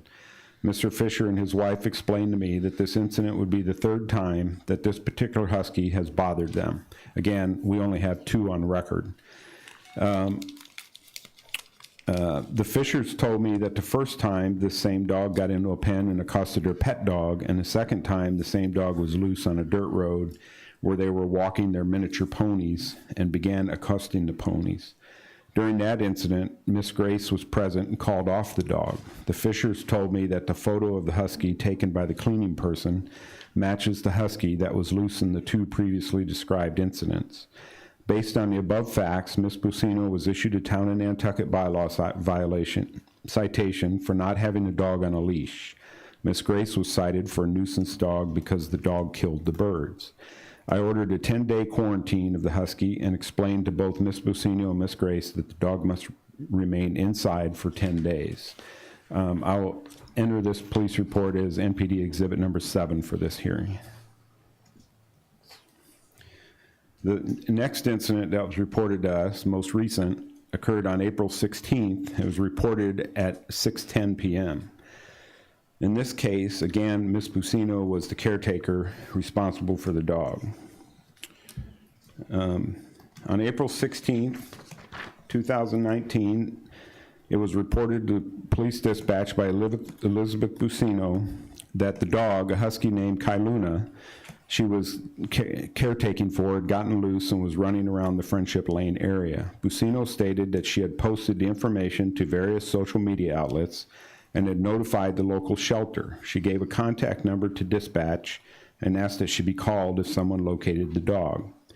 On April 17th, Officer Thompson, who is here tonight in the back of the room, was contacted by Bocino at approximately 11 o'clock and 11 a.m. and advised that the dog was still loose and that she had been out looking for it. Bocino stated that she had several people call her with sightings near Bartlett Road, but that she had not yet been able to find the dog.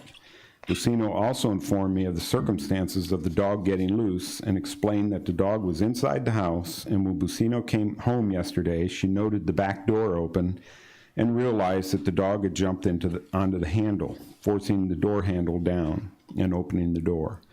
Bocino stated that she was calling to just update the police and asked that she be contacted if any new information comes into the station. It was known to me, Officer Thompson, that several weeks ago this same dog was found at 7 West Mycomet Road, and it was suspected that she killed approximately 3 chickens on that property. With this information and the fact that the dog was still loose, Officer Thompson called and left a message with the owner of 7 West Mycomet Road, Charles Fisher. It is known to me, Officer Thompson, that Charles has many livestock and fowl, and that he has experienced dogs killing his livestock and fowl in the past, and that it greatly upsets him. I was hoping to be preventative and decided to call him and advise him of the loose dog. At approximately 1 p.m., Officer Thompson was contacted by dispatch and advised that Charles had called the station and currently had custody of a dog that he found sleeping on his property under a tree. He also stated that there were approximately 20 dead chickens, which I think turned out to be a lot more after a while.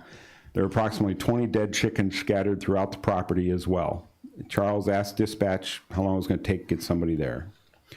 And the officer got there at 1:07, found Charles, his wife Cindy, and their son. and the husky was with them on a leash.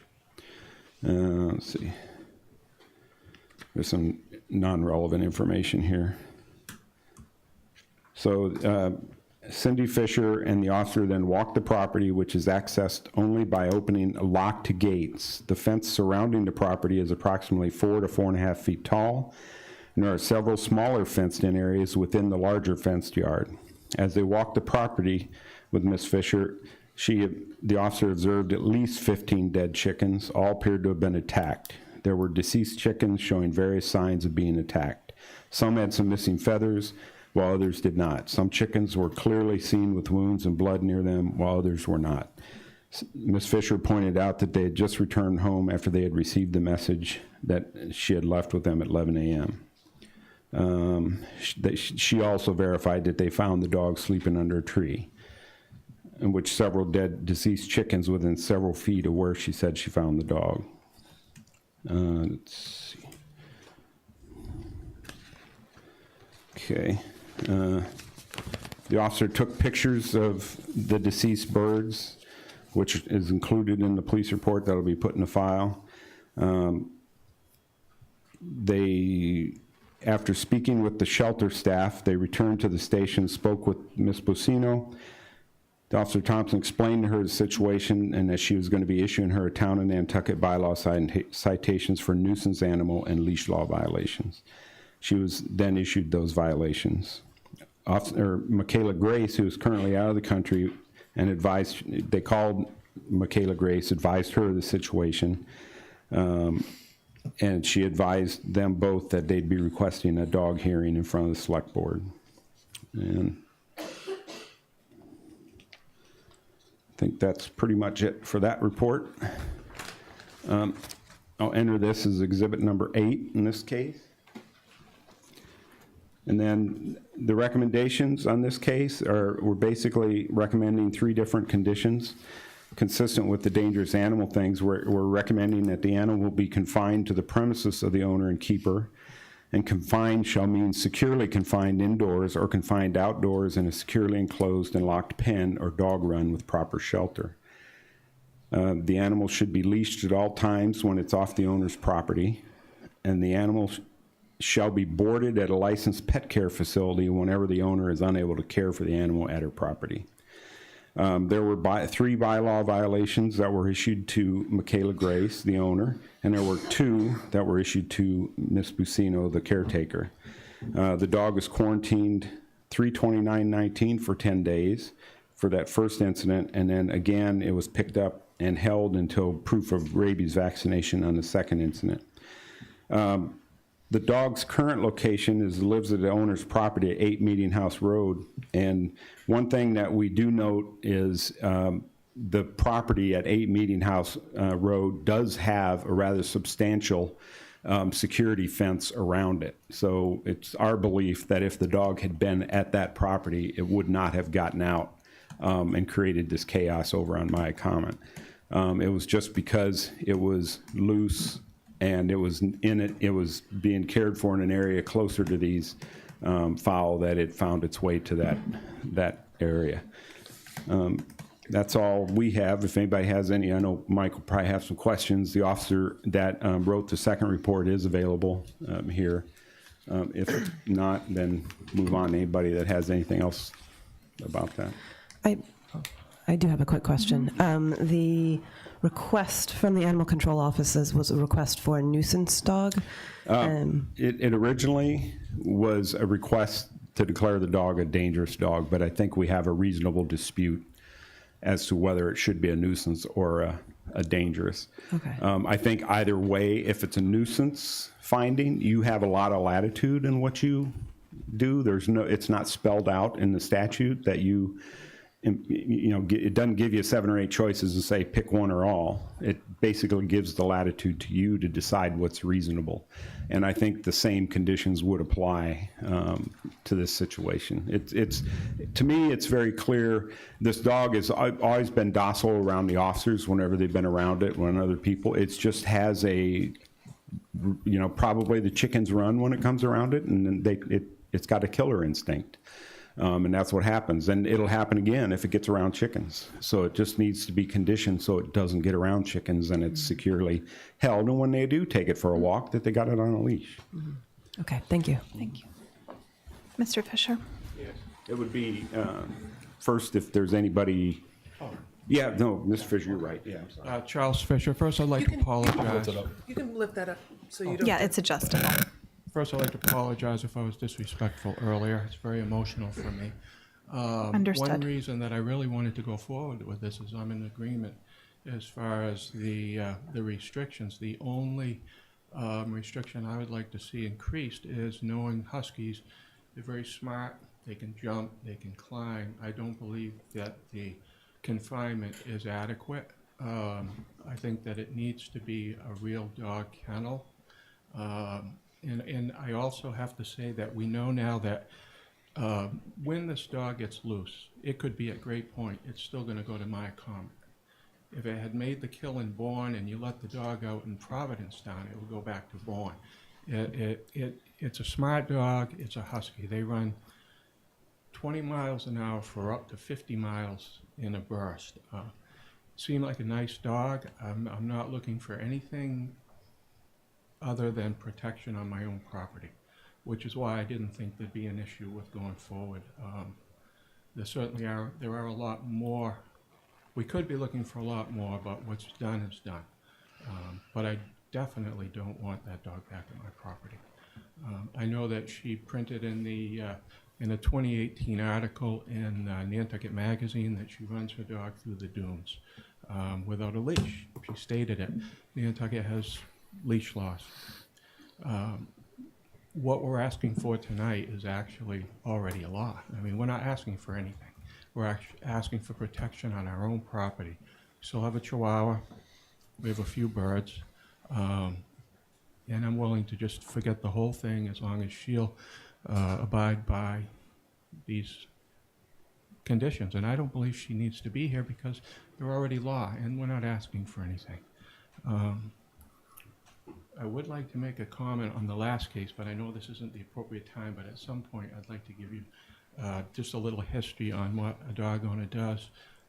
Having been one, I've had to take drastic steps 3 times with my own dogs because of biting other people.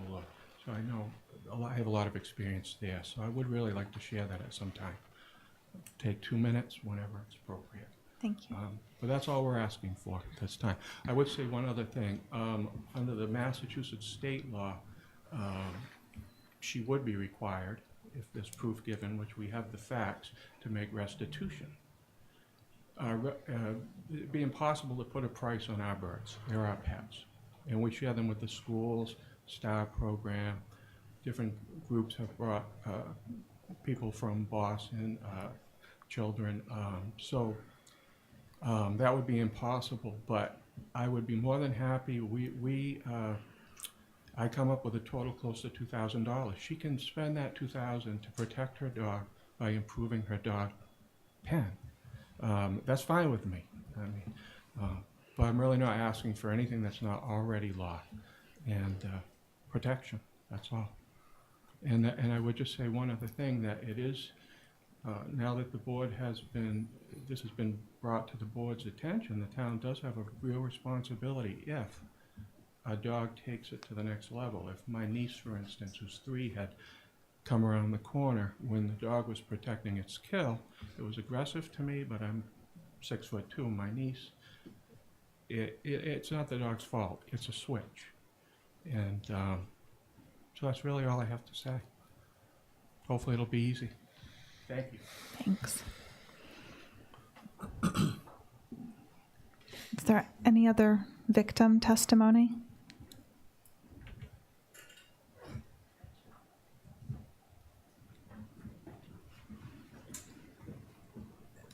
I'm Cindy Fisher. I just want to agree with my husband. I just want to make sure that the owner realizes that she has to keep it on a leash now. It's the 4th time that the dog has jumped into my animal pens. The first time she didn't kill anything, but every other time she's killed, and it's escalated. And I've been afraid to let my dog and cat out all week because I know how easily she can jump over the fences. And I agree with my husband that she was guarding her kill. She wasn't asleep. And if a child had walked up, I'm not sure what would have happened. So I just want the owner to realize that her dog has changed a bit from what she thinks of it. And it might not be that same safe dog anymore with children. Thank you. Thank you.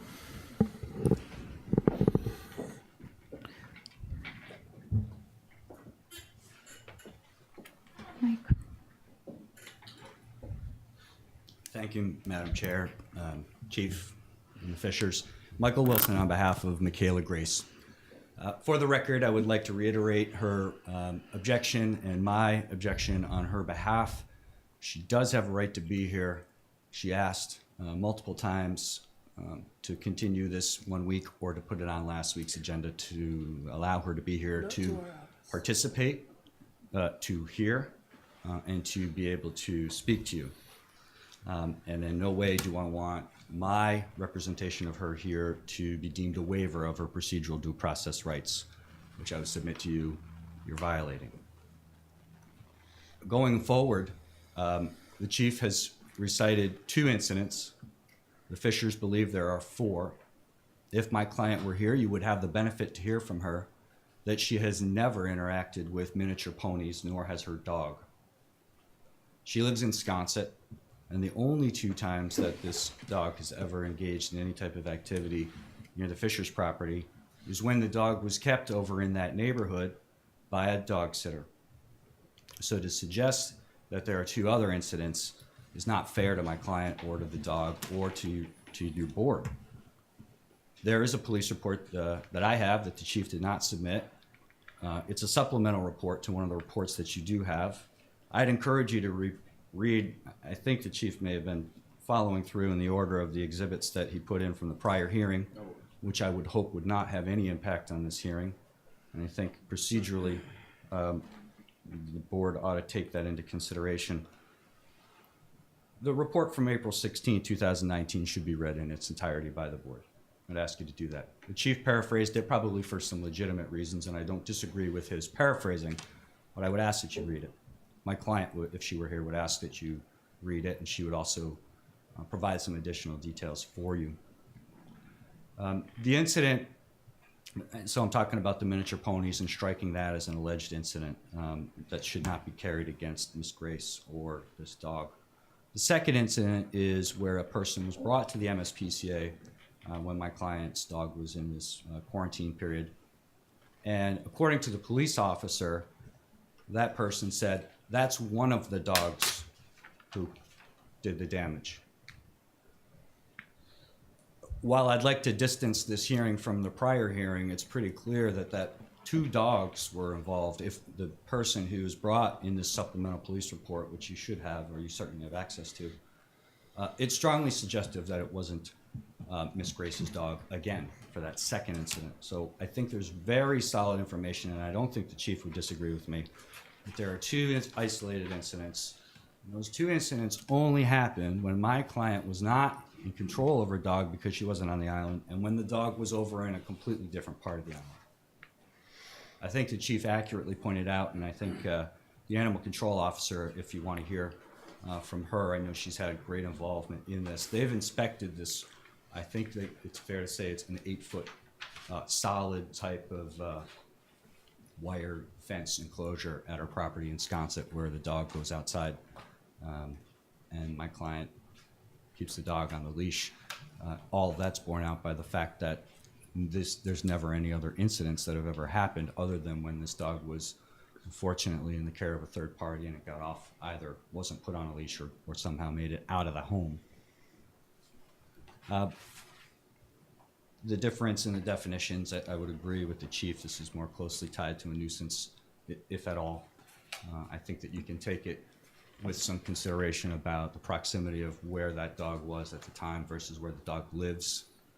The chief is accurate. I don't have the evidence to share with you, but if my client had the benefit of being here and be able to speak to you, she would provide to you the paperwork to prove that this dog is a federally licensed service dog And that's a much higher standard than a therapy dog, which you may or may not know about, but it's pretty easy to say you need to bring your miniature horse on a plane, and they're allowing you to do that now.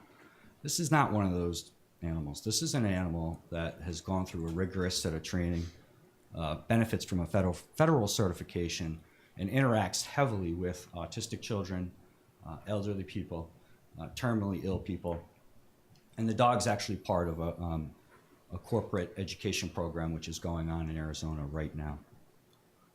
I believe you'll hear it, and if you look at the balance of the police reports, Officer Shields in his supplemental report, all accounts suggest that this dog has been nothing but docile, friendly, and has never had any negative interaction with any human, any other dog, but for these two incidents with the chickens. Officer Mack puts in his report that he takes photos of the chickens. Officer Thompson puts in her report that she takes photos of the chickens. You heard some suggestion that it's 40. The photos show 11. That's it. 40 sounds too much. 11 sounds too much. 1 is too much. But I don't want the board to be misled by misconstrued facts or speculation about more incidents. It's 2 incidents. There's, according to the officer, a turkey and a chicken. According to the victim, there was a duck. That's 3. And then the second time, the photographs by the officer who walks the entire property with the Fishers, who photographs them, is 11. With all of that information, I'd ask the board, 1, to postpone making any decisions, and considering that my client should have had the opportunity to listen to what was said, to participate in this process, not just send me here in order to make sure that her rights aren't completely ignored, but she should have had an opportunity to be heard, and she doesn't get that. So I'd ask the board to, 1, consider allowing her to speak, realizing that you've decided to go forward with it, understanding that the conditions aren't onerous, in fact, rather consistent with, as what Mr. Fisher said, this is the law. And I don't think my client, well, I cannot speak for her on this issue, I don't think my client would have any concern with any of those, because this has never happened when my client was in the custody of her dog. She keeps the dog on the leash, whether there's a Nantucket magazine article or a newspaper article about her running through the dunes. I don't think that's fairly attributed against her to say that she's let the dog off the leash. So condition 3, I cannot imagine she'd object to that. I don't think that she should be prohibited from having someone pet sit her animal other than an expensive licensed pet care facility. There's a fair number of people who are not licensed pet care facilities who could probably take care of a dog just fine.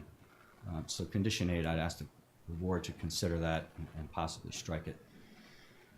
And certainly condition 2, I think the chief has explained to you that that's already in place, that she has a very adequate, tall, I think she described it as 8 foot high, strong wire, and I know Officer Gale, who is here, has also gone out, not only interacted with the dog, but also seen this enclosure. Thank you. If I could just add, the reason those other incidents weren't included is because we don't believe they were the same dog. So as Mr. Wilson pointed out, as a matter of fact, there was another incident the night of these that some chickens got killed, but there was a video of the dog, and it was clearly a different dog. So I think it may have been related to another case. Thank you. I just want to clarify that the first time the dog, we jumped into our miniature horse paddock, she didn't bother the horses because we were out walking the horses. So she didn't bother them. One of us held the horses and the other one took the dog out and looked at her name. But the girl who was riding her bike with the dog was around, so we just let the dog go. The second time I found her, she was in with my Chihuahua, and she had just killed a hen. So I saw her name, I tried to remember her number, I got her out, I got my Chihuahua in the house, I went back out to get her and I couldn't get her back. But it was the same dog. And I went looking for her and I couldn't find her, so It's been 4 times. Just wanted to clarify that. Thank you.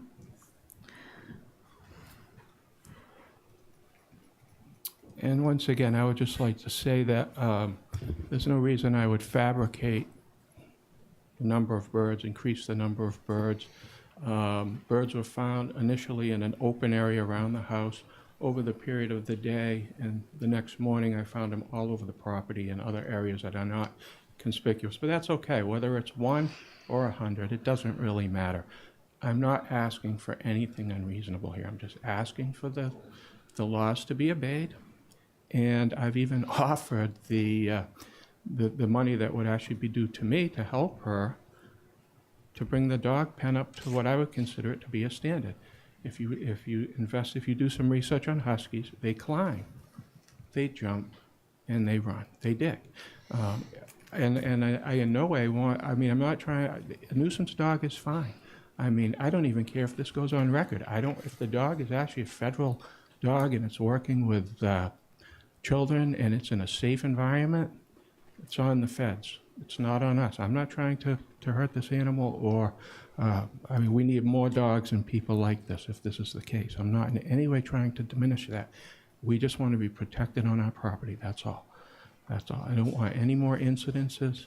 I think under the, we just want to be protected, that's all. I would ask, if you don't make a decision tonight, I know that next week I have to be out of town. I'd like the courtesy of being sure that my attorney will be in town next week, or that you push it off 2 weeks. I hate to do that because then we don't know where the animal's going to be. But I don't think it's where I'm not asking for anything. If I was in here asking for anything, then I would say, fine, but I'm not. Will you be here on the 22nd? Just to ask that now. We will be here on the 22nd, but I am concerned in the meantime with the dog. Well, we'll be off island next week picking up our daughter, and the person who's taking care of our house will be there with our chihuahua and our cat and miniature horses, and I am concerned if it escapes that it could come back. Not because it's a bad dog, but just because that's what dogs do. I mean, in Sconset, it's like, it's practically this. It's just they're intelligent dogs. It's the neighborhood. The island is the neighborhood. So if we can have somebody's word that the dog will not escape until the 22nd, by all means. I'm not unreasonable. We just don't want any more incidences. And just so you're aware, the count is 45 birds in total. But that doesn't matter. I mean, 1 would be too many. And it's the children that could get in the way, but that hasn't happened, so okay. Hopefully it won't. Thank you. Thank you.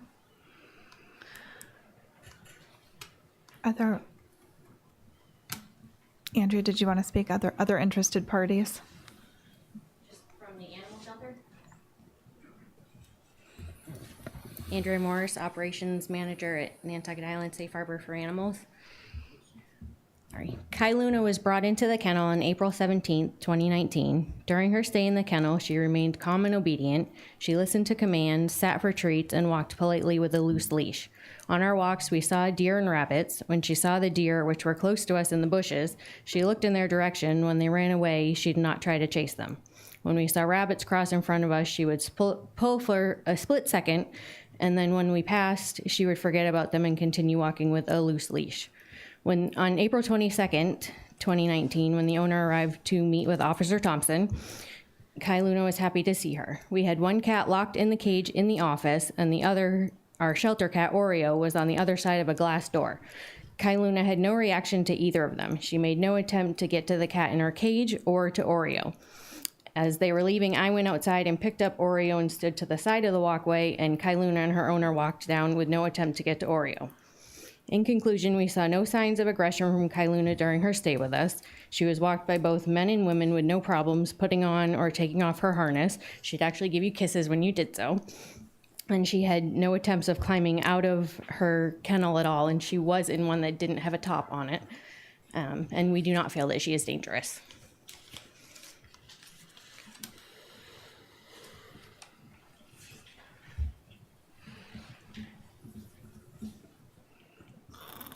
Laura Smith. I'm the dog adoption coordinator for Nisha, and I'm also do behavior consultations and training.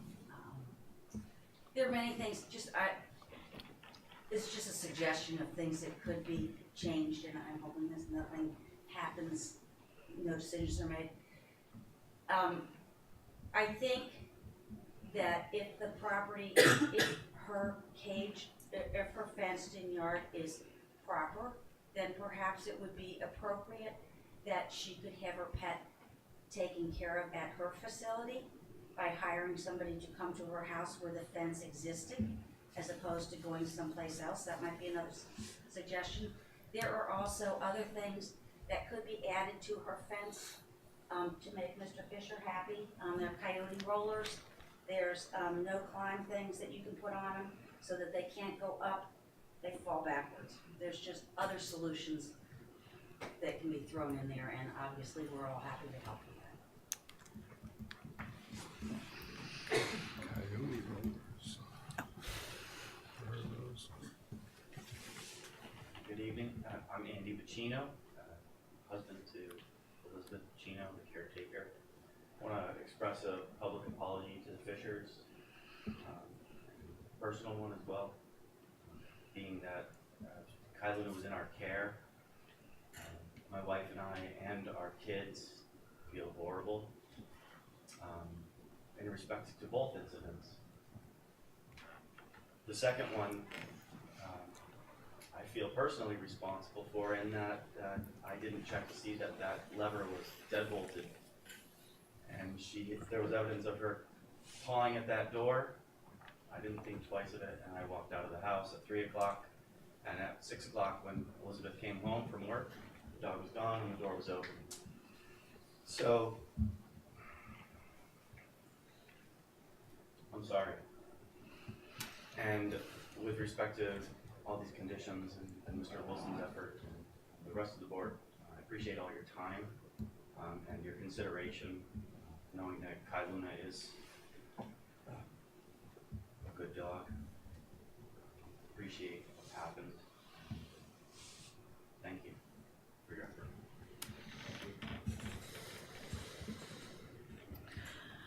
Oh, okay. New information? New information very fast. I would also say that when I approached Kai Luna out on the road, she was very sweet, passive. She was a great dog. Not the same dog that was with the kills. I have no problem with her aside from that. So I agree with that. The only other thing I would ask, whether you continue it or make a decision tonight, is that if she should escape, and I have no problem with her staying home with a competent pet sitter. And maybe I shouldn't use that word, but someone who really understands, keeps things locked, maybe some signage, whatever. But I would like to be notified in the future if she disappears. Once again, very simple. Just a note. If the dog should disappear at any time, just call us. If they had called that night, this would have been avoided, this last episode, this last incident. So that's all I have to say. But certainly, thank you.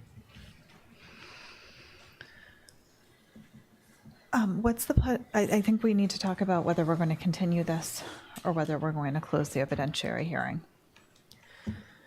I have a question. I don't know if there's anyone here that can answer it. Maybe you, Mike. Is between now and the 22nd, do you know if the owner of Kai Luna will be away again? I don't know if she'll be here on the island on the 22nd. I know that she will be here next week. Her work schedule has her on and off frequently. Sometimes the dog's involved in the training and the education that she offers, and sometimes it's left on the island and pet sit. But I would recommend to my client that until the board makes a decision, that the dog is only with her, whether on or off Nantucket. That would help the board. I think that's what your concern is. Or is she going to be gone while the dog is still here and you're not imposing conditions? I think a fair condition, if you continue the hearing so that she can be present, would be that the continuance is only on the condition that the dog is with Miss Grace and only Miss Grace until she's brought before you. I'd be comfortable if she needed to be boarded, but not to be in anybody else's care. I would agree. It's the dog is either with her or at a licensed pet care facility. And always leashed. Well, I think, I mean, to a certain extent, these conditions would, to me, they would have to apply up until the hearing if we continue it. But I don't know if that's possible, but I think at a minimum, yeah, absolutely not left with anyone else. And on a leash by law. I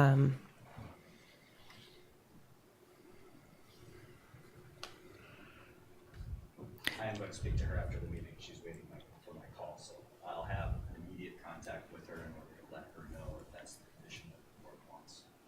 Okay. She'll know tonight. And you'll know tonight if she can be here on the 22nd. I expect to call her. She's on, I guess, Central Time, Arizona. But I told her I'd call her as soon as I got out. And I'll ask her if she's here on the 22nd versus just the 18th. And I will report to administration tomorrow. That's how the board wants the information to let you know if the 22nd is a good date. I'll make a motion to move to the 22nd, but not any further. And if she's not here, she's not here. 22nd, and I don't know. I'll just say, okay, I'll make a motion to move the 22nd. Continue. Continue with these conditions in place until then, if that's possible. Is there anyone, Chief Pittman, can you confirm if that's possible, that there are interim conditions that we're discussing a motion whether or not it's possible, if we continue the hearing, can these be interim conditions that are in place until that hearing takes place? I've never heard of that, so. I think, Or voluntary. I think, unless you had the consent of the respondent, which I will grant, because I think the conditions are imposed after a finding. Right. And I've deferred to the chief's interpretation of it, but that's how I've read this law a number of times before tonight.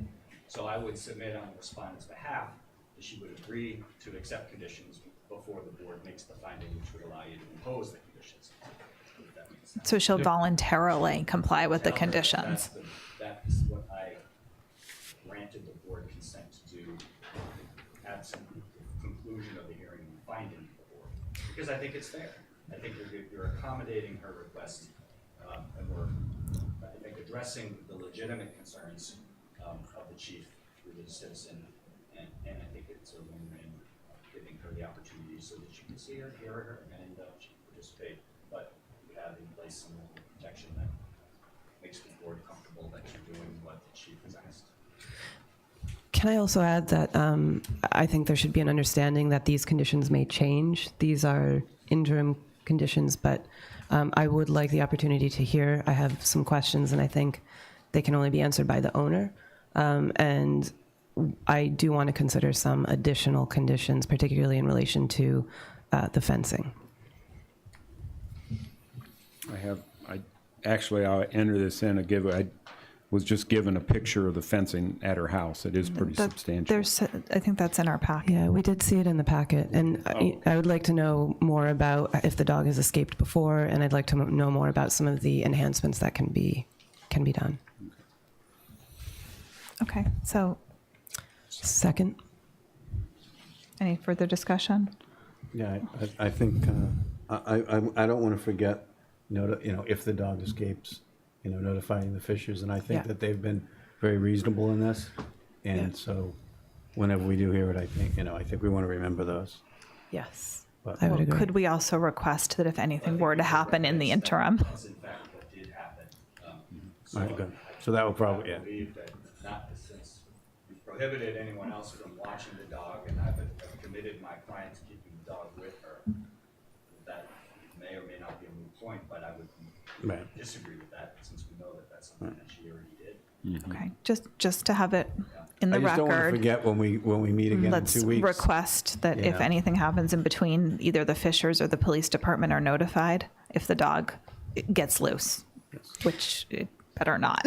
But I would just ask for an immediate notification. It was 18 hours the last time, too long, so it should be immediate. That's all. Thank you. Okay, understood.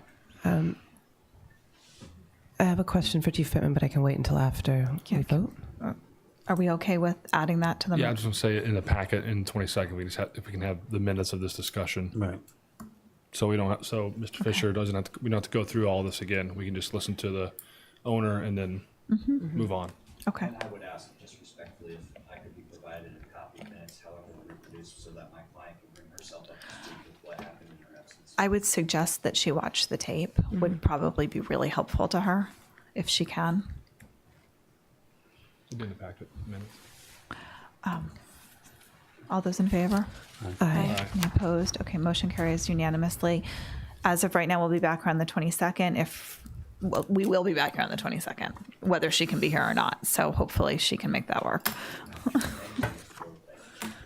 And I did just have one question.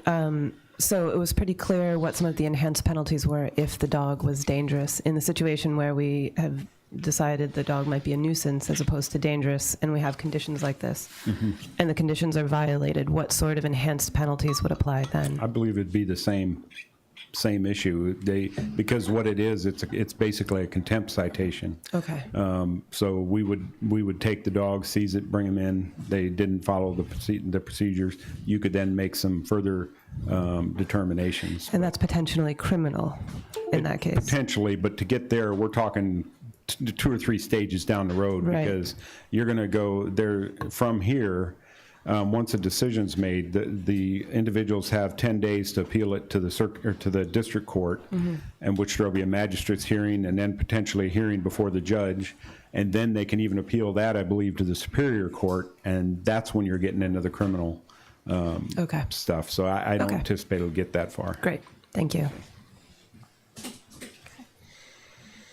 Thank you. It's a matter of federal law, federal court. Yeah. Great. I can't imagine we Constitution. Okay. Okay. The only thing left is committee reports and comments. Does anybody have anything quick, or do you want to hold them until next week? I can hold mine. Okay. Because I know you want to hear about ponds, but Well, and I wanted to talk about the short-term rental wastewater, but we can definitely do that next week. Okay. motion to adjourn? Second. All those in favor? Aye. Aye.